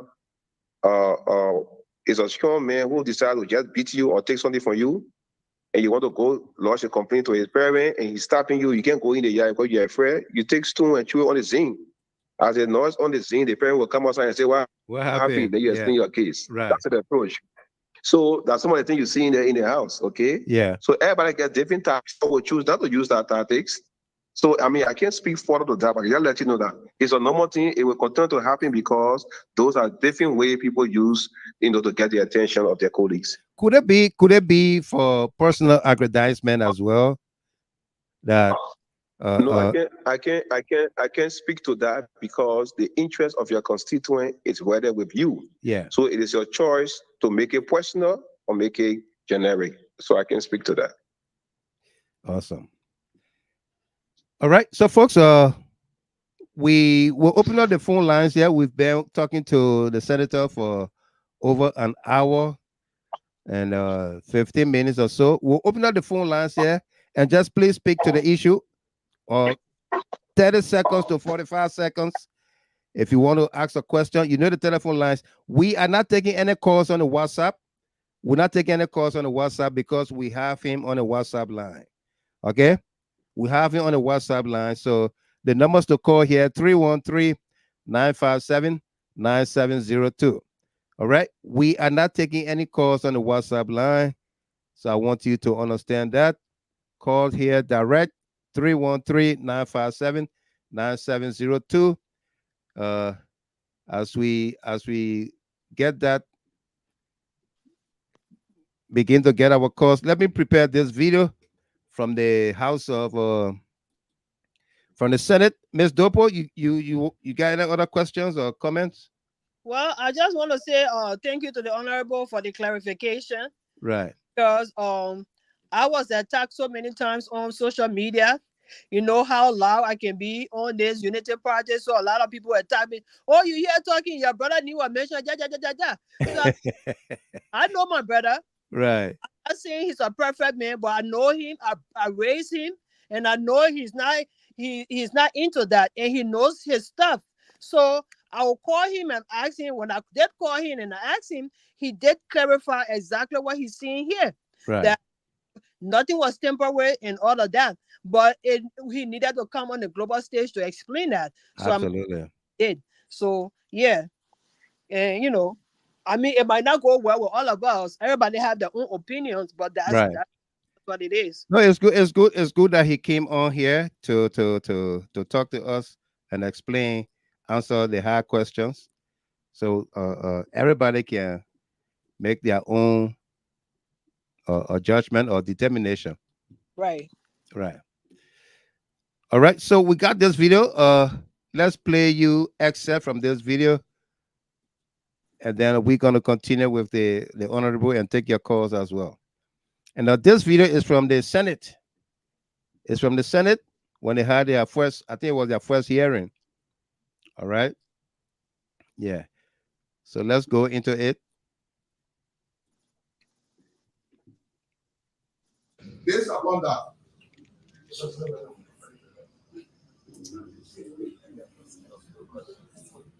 that's Exhibit 2.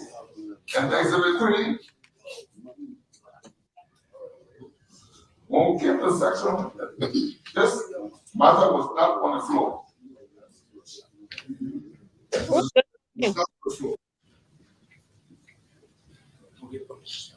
And there was a motion. Who's talking?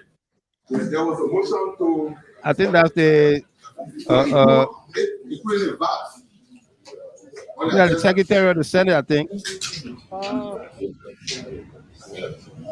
And we received a report from our committee, but on that day, I have the official Jonah here for the 9th day sitting, which was the day we closed. We started section at 4:40 p.m. on Tuesday, April 30, 2024, while waiting for the people. The House of Representatives to pass this and send to us. Because people are going, you're close to the same day. And on page 2, we have communication from the House of Representatives on submitting horses in gross bill number 2. And without any figures I can see. In the journal, they asked for the communication from the House of Representatives. It was read. After reading, it became part of the agenda. And Senator Abdul, when they asked for the will of question, first of all, as read by me, the ceiling was 738,859,827 United States dollars, with $1 United States dollars to 211 Liberian dollars. Following the reading of the communication of the financial instrument from the House of Representatives, the President of the Senate entertained a motion to express the will of the nation, and it was Senator Abdul. Here, please, will you please let me, because I have everything that can, that can see.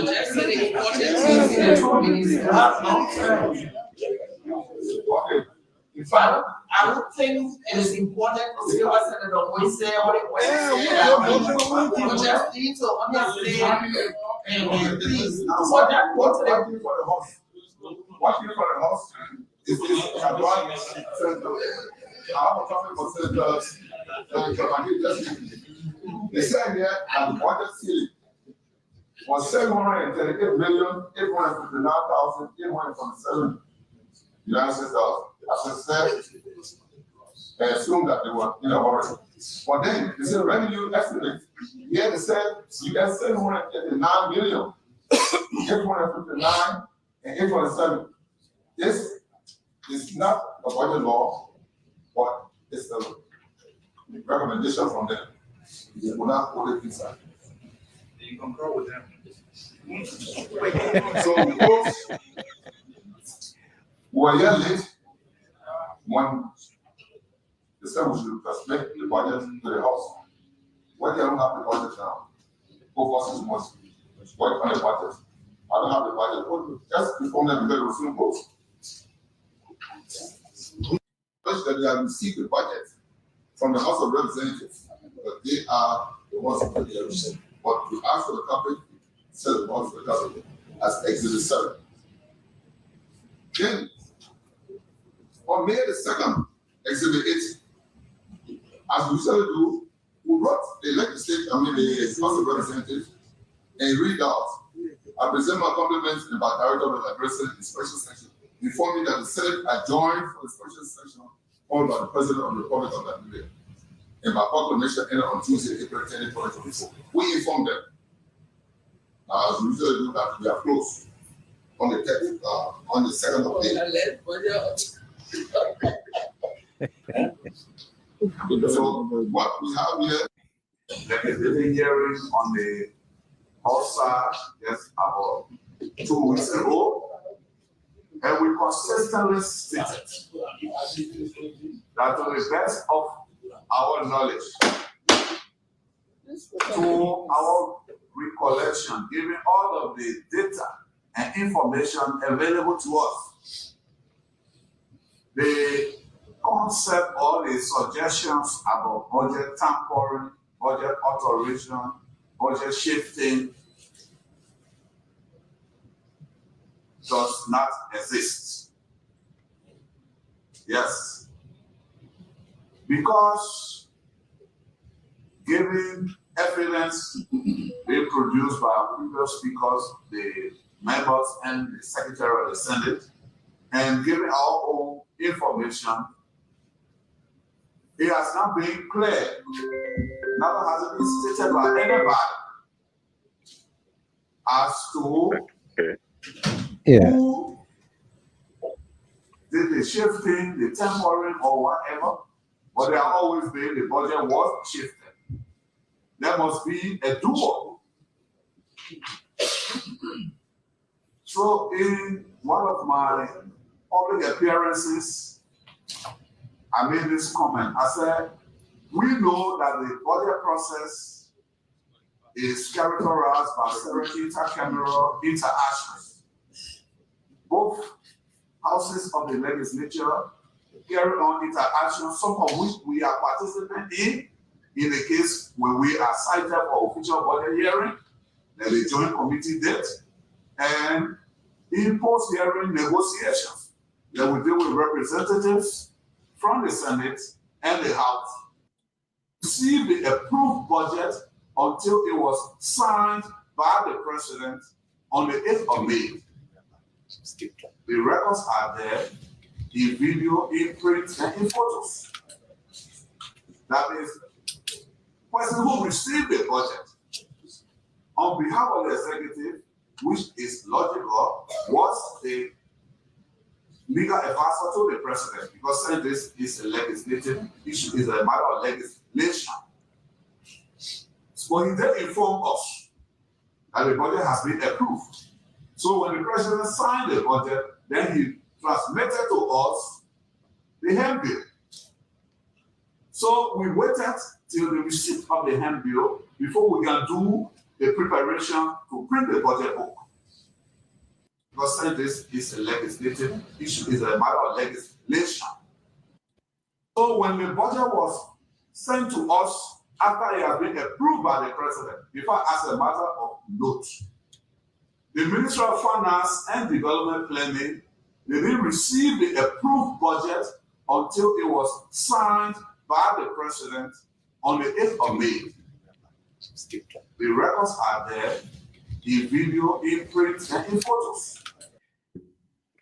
The budget was signed on the 8th of May by the President. That makes it a law. Senator Dopoh, thanks for being so patient, so kind with us here tonight. By May 8th, the budget was signed into law by the President.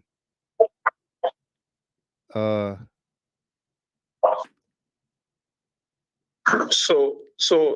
what it is not signed by the President is not a law. Right.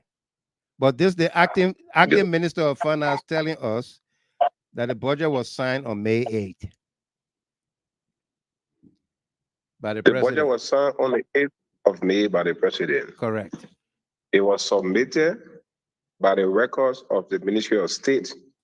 It was received by the Ministry of State on the 7th of May. Right. If there any other budget that was submitted before that time, maybe it could for the transmitter to be shown so everybody can see it. Right. But so like the Secretary of the Senate was saying, yeah, it is within the practice of the legislature. One, there is a joint committee. Okay. The working papers are now moved from one point to the other because each committee within that joint committee, right, supposed to go and give briefing to its respective plenary. Correct. Okay, so only the transmitter will move from one end to the other. So that's why when, like I said, when the House say they pass the budget, they only send their report, not the budget law. Not the budget law. They send their report. So when we say we concur, and we say we concur with the House, then we send our report.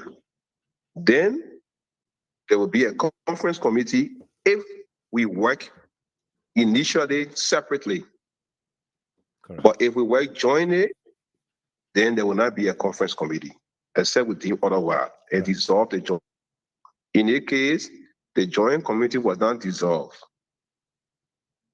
Like in the case now today, the Senate has declined to concur with the House of Representatives version of the recast budget. Today, we're in session up to 8 o'clock. Right. We decline to concur with them, and we propose an amendment. Right. We propose an amendment to the recast. And you concluded your report. You concluded your investigation today as well. Also, yes, today also. So, in that context, we all need to understand that when the House act under this condition, there are different policies associated with those conditions. Right. When you act under a conference condition, it means we both didn't work together. Separately, you have your hearing separately. We have our hearing separately. So when we disagree with you, then we'll form conference committee to reconcile the both. Right. In the event when we work together as a joint committee, when we disagree, the joint committee will reconcile the both. That is the point. So it is that joint committee report that is sent now to prepare the budget law to be signed by the leadership of both houses and sent to the president. Right. So a lot of colleagues, missed out of this because when the job was done, immediately when the House passed their version, they closed. Okay? Right. The House did not officially communicate with the Senate that they closed, but we knew that they closed. So when we concur with them, on the 1st of May, the Secretary of the Senate communicated with the House, let them know that we have concurred with them, but with these reservations in the secretarial changes. Now, there is no House in session, there is Senate, so obviously, you getting me? I get you following. Obviously, yeah. The joint committee has that authority. Now, if you don't want this to happen in this case, then you dissolve the joint committee. That's what you should do. Right. Dissolve the joint committee. Then you form a conference committee. But the leadership of the House in both plenary, knowing that there were variances in both actions, did not dissolve the joint committee, did not form a conference committee. So how do you think the budget will go to the mansion? It will go by the workings of the joint committee. Correct. So we need also now, as we move with consciousness in our society, where every member now begin to take interest in the process, then we should be able to strengthen our practices. Because at first, when documents given to the joint committee or to the conference committee, every member just sit and watch. You get it clear? So I like the level of consciousness. I have been fighting on the House of Representatives. One of the reasons why you saw that the joint committee report was signed by both chairpersons, it was because this joint committee recommended that the two chairpersons initiate the working papers. In the past, it was not happening like that. I'm not talking about political issue. I'm talking about from way back. Right. Every other government was good. So we said no. We envisioned that there will be a point where somebody may want to use their power to manipulate the working papers. Right. So we requested that the both chairmen sign that paper. Because if it was not signed, we wouldn't have the Ministry of Finance have done sectoral shifting.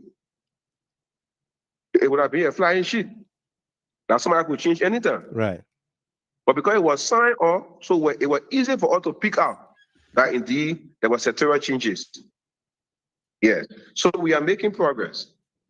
And to be part of, to see how we can minimize the level of political actions that occur in both houses, that the case of, say, for example, you say Honorable Bility walk out, or Honorable Yekeh this. Right. For us to minimize that, it will be prudent for each houses, when the budget is submitted, to allow subcommittees of the sectoral committees in the House to make input to the budget process.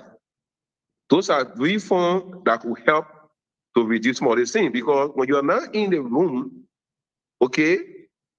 you're not in the room, right? You always feel cheated. Absolutely. You always feel cheated. Thank you. Thank you. Yes. Thank you. Thank So you. I understand some of these things. Right. Yeah.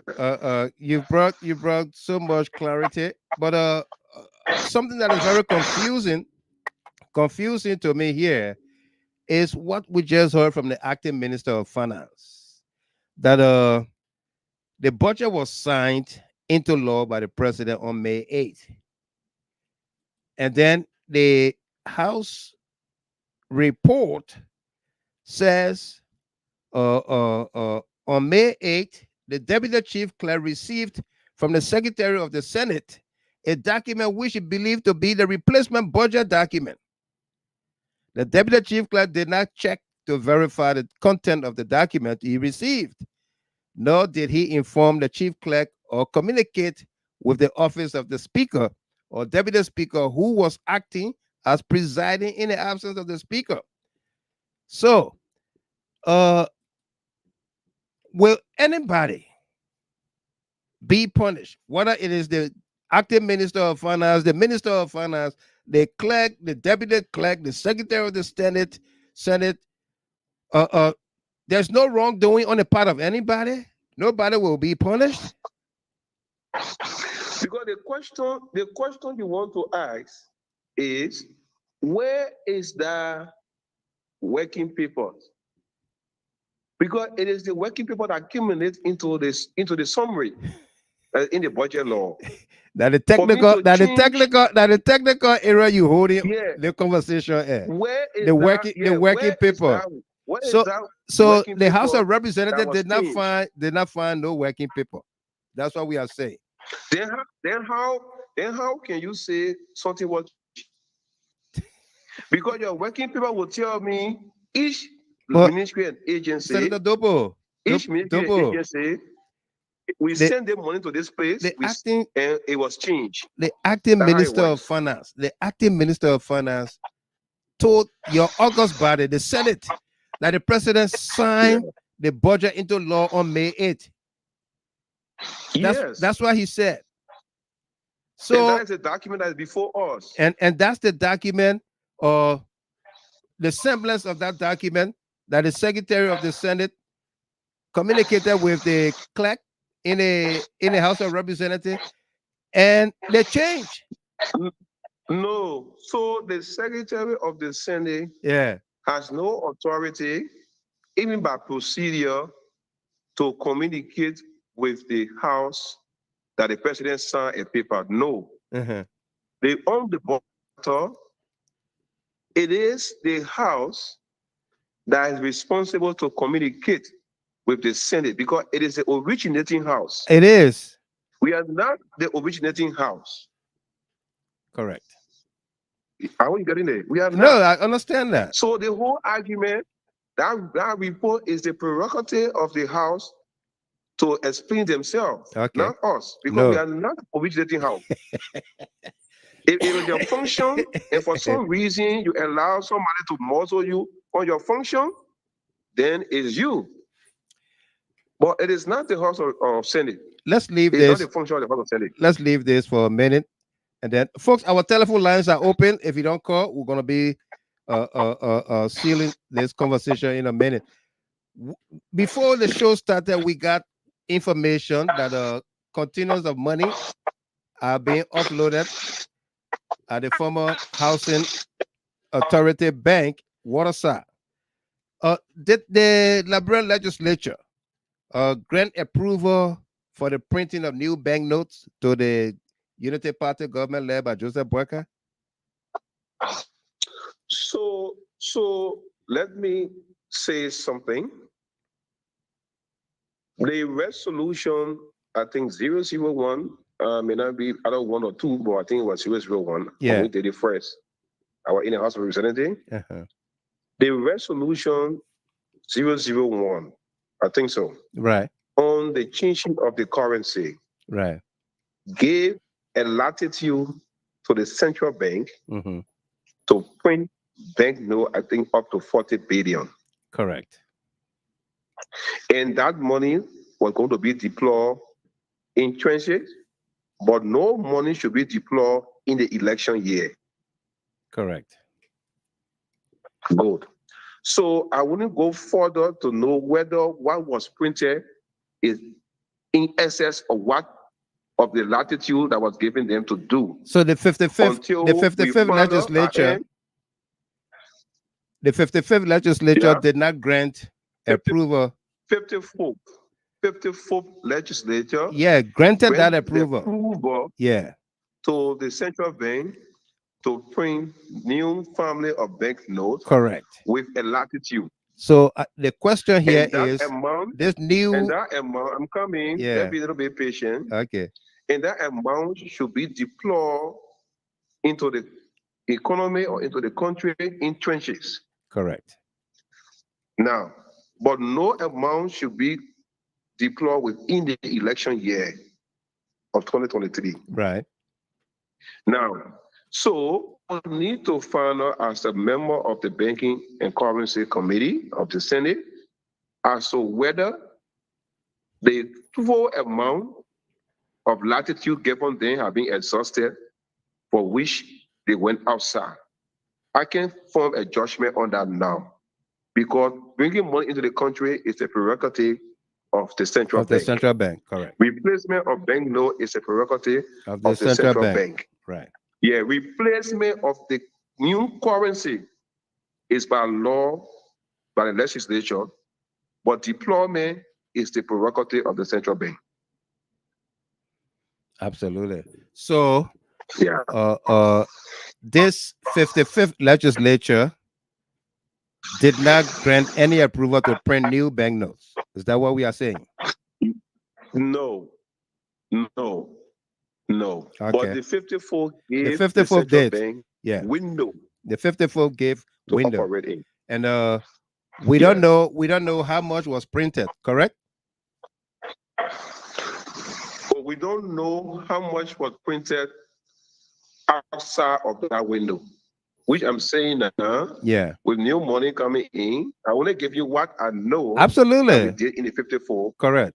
Yeah. So I will have to investigate as member of the finance, the Banking and Currency Committee, as to whether that new deployment that is coming falls outside of that window. And if it falls outside the window, what happens? It's a violation.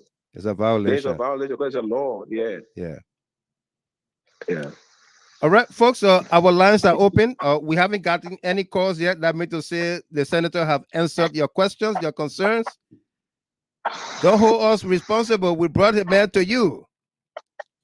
If you don't have a question, that's fine with us. We'll ask the senator. Is there anything else you'd like to say to us that was not said here, Mr. Senator? Well, I can just say that the Senate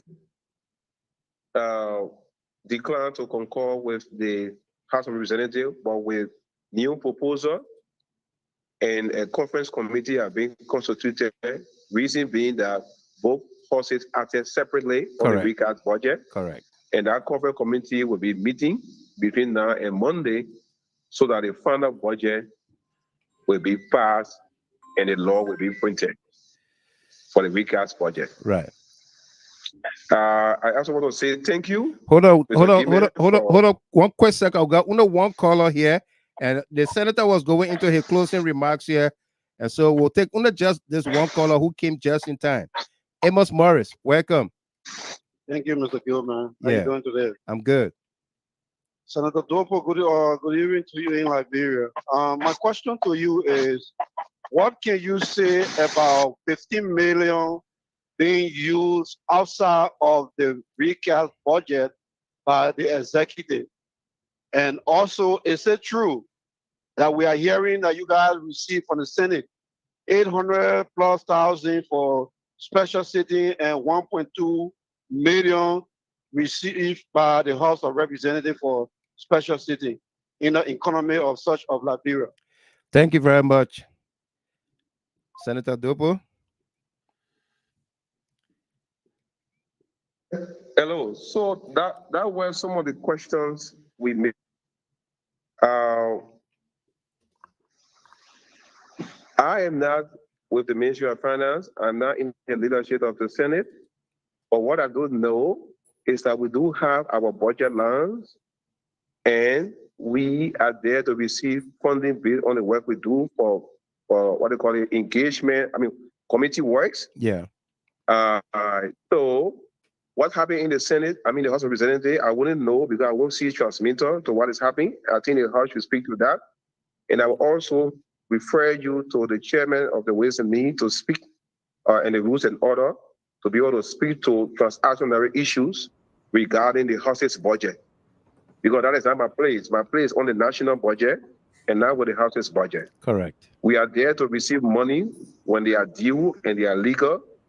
And if I will come every time on the air and say, I received this money, I received the money, that's not what we call transparency, because that's not what it's doing.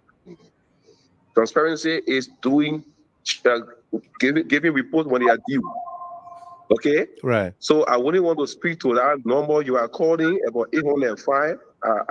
I'm not inclined to that information about 805,000, whatever you say. No, I'm not inclined to that. I know that we have a budget and we're supposed to pay our staff. When you work, you need to have pay. The second issue, if I didn't miss out on it, there was another concern. About the first concern was special sitting fees. No, that one I just spoke to that. Okay, I see the leadership of the House will speak to that. Okay. Yeah, good. Because we have a budget and I'm there when I go to work, I should have money to work with. Right. So let the leadership speak to that one. Okay. But he said something else first that I don't want to lose. It's very important. There were two concerns he raised. Two concerns he raised. Can you come back, please, with the first? He left the line. Solo Senior, did you get that question from Amos Morris? No, I didn't. I was dealing with interrupting phone calls, so I didn't get it. Okay. Sarah, did you get that question from Amos Morris? The question was about something. 15. Yeah, that was the 15 million spent outside of the budget. Oh, okay. 15 million spent outside of the budget. Let me just give my opinion. Yeah. Okay? Yeah. And some level of education, if I may. Go ahead. So, off-budget spending would mean that the legislature pass a budget, and then after you should have spent that budget, then you can start to spend for things that were not budgeted. Are you getting me? Correct. Cool. I don't know the exact amount of money that is being off budget, but I want to say something here clearly. Mm-hmm. The Ministry of Finance will only be in violation on off-budget spending if it spends money more than what was budgeted. And because we are still in the course of the budget process, it is difficult to determine whether they are spent outside of the 738. If they identify new spending lines within the budget process, the only time it becomes violation if it exceeds 10%. But what Senator Dopoh, if there was no allocation for armored vehicle for the president? There was no allocation in the original budget for armored vehicle for the president. Yeah. And then we'll go see they spend millions of dollars for armored vehicle for the president. Isn't that a violation? Good. No, it only becomes a violation when that amount spent, because that reappropriation, mind you, the PFL law and the budget transfer law provide a limit to the Ministry of Finance to reappropriate when the budget becomes law. So now the budget is law, the Ministry of Finance has a latitude to reappropriate. So even a hospital was not in the budget for Bond County, or let's say for Rivergee County, and the Ministry of Health decide that it's important to have can a transfer hospital for another land with condition. They can transfer for another land with condition and fund that project. That is the limit given in the PFM law and a regulation. So you will only determine off budget spending at the end of the process because they have the latitude to reappropriate. Correct. Let me give Yes. our analyst In the here. PFM law. Let me give our analyst, Arthur Solo Senior. I beg you, take 1 minute. You came in very late. You started the show, but you came in very late. Let's give you 1 minute here. We've been calling forever. Nobody wants to come. You got to unmute yourself. Thank you, Mr. Gilman. Thank you, the senator, and I want to thank my sister, Sarah. I don't have much to say, but I will encourage him to make this show a regular place for promoting transparency. Like he said, we want to hold him to the feet because we don't want to send the Triple D department to his office. That would be a little bit harsh. So if he can come, I will to say, look, I did this, and this is what we're working on. It will be a very good relationship for us to know what's going on within the country, and it also will help him to be able to pass on messages that need to be heard by the citizen. And I pray that he should continue. Thank you very much. On that note, Senator Dopoh, your takeaways and what you want to leave with us. Your final thoughts? Yes. So let me say thank you, and let me say a big thank you to my sister, who is your panelist. I would have said that there is conflict of interest. She would have recused herself, but again, there's no other person on the panel. And because sometimes in your attempt to be critical, you could be biased positively. Right. Okay. But she has a question. She has her position. Yeah. And I do have my position, and that's the level of democracy that we have in our family. We don't shield things. We say it as we see it. Right. And you have the right to clarify as you want. And I also want to say thank you too, to your listening audience for allowing me to speak. Right. On the issues. I pray that indeed going forward, that in the legislature, we will take up responsibility of the things we do.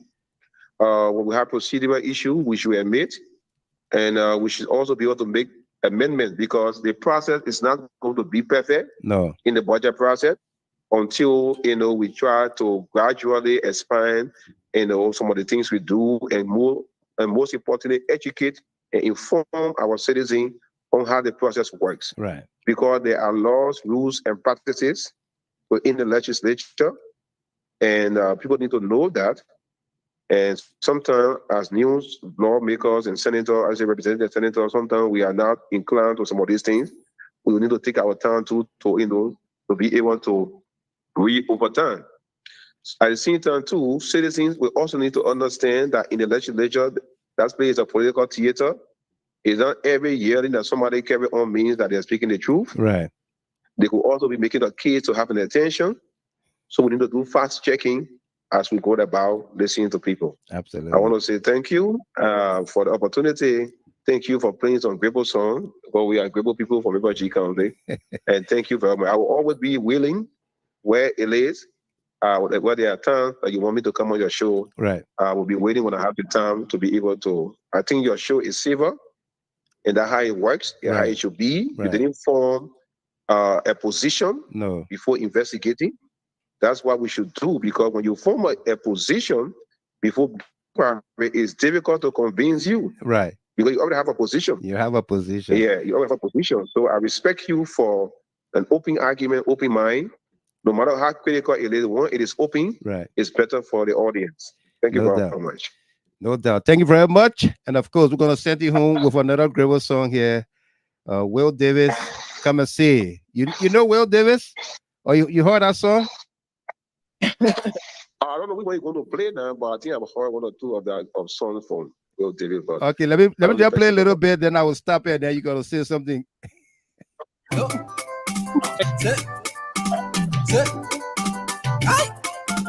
Oh yeah.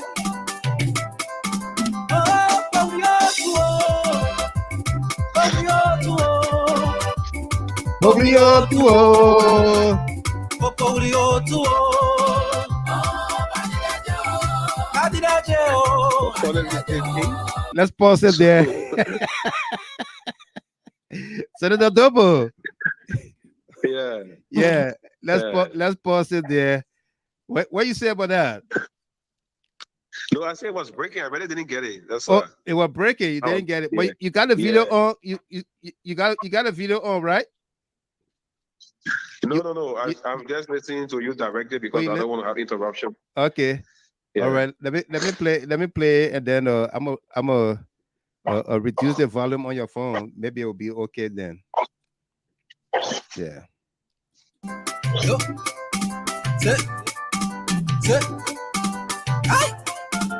Oh yeah.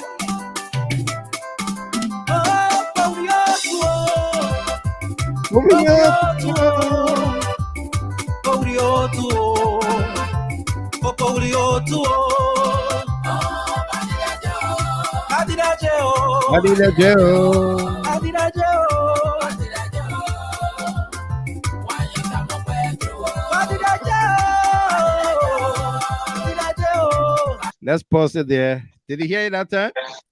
No. I mean, I think it's raining again, so it's kind of breaking. Oh wow. Okay. Video. All right. Thank you very much, Senator. Yeah. Thank you. No doubt. Oh yeah. In speaking the Gedeh dialect, but Absolutely. I think in Maryland we got 3 or 5. Right. I think one is in Gboryenoh, one is in Rhino. We got a Gedeh, we got a Bois in Gboryenoh. So I'm a little bit inclined to honestly that. Thank you very much. And the song is come and see Yekeh. My Will Davis. Oh, this is Yekeh. Hey, I heard you got really to Yekeh. When you say Yekeh, yeah. So if you like come and see. Yeah, it's a kind of exclamation way of saying it. Something that is marvelous, something that is freaky. Yeah. Something like that. You not just come and see something, but you have a feeling to that. Absolutely. That's something like kind of, come and see. He took the load off our shoulder. Took the burden away. Yeah. Thank you very much, Senator Brapoh. I'm honored. No doubt. So, let me say good morning to Liberia and because it's 4:37.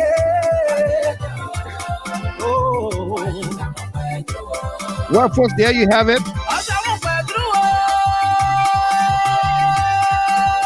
A beautiful conversation here with Senator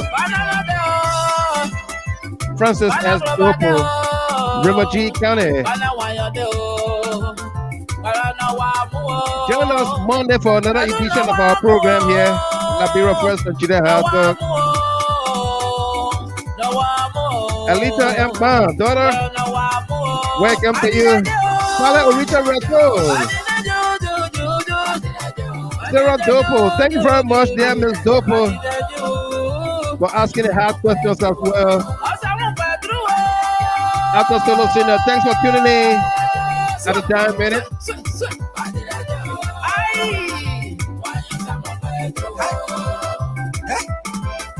Oh yeah.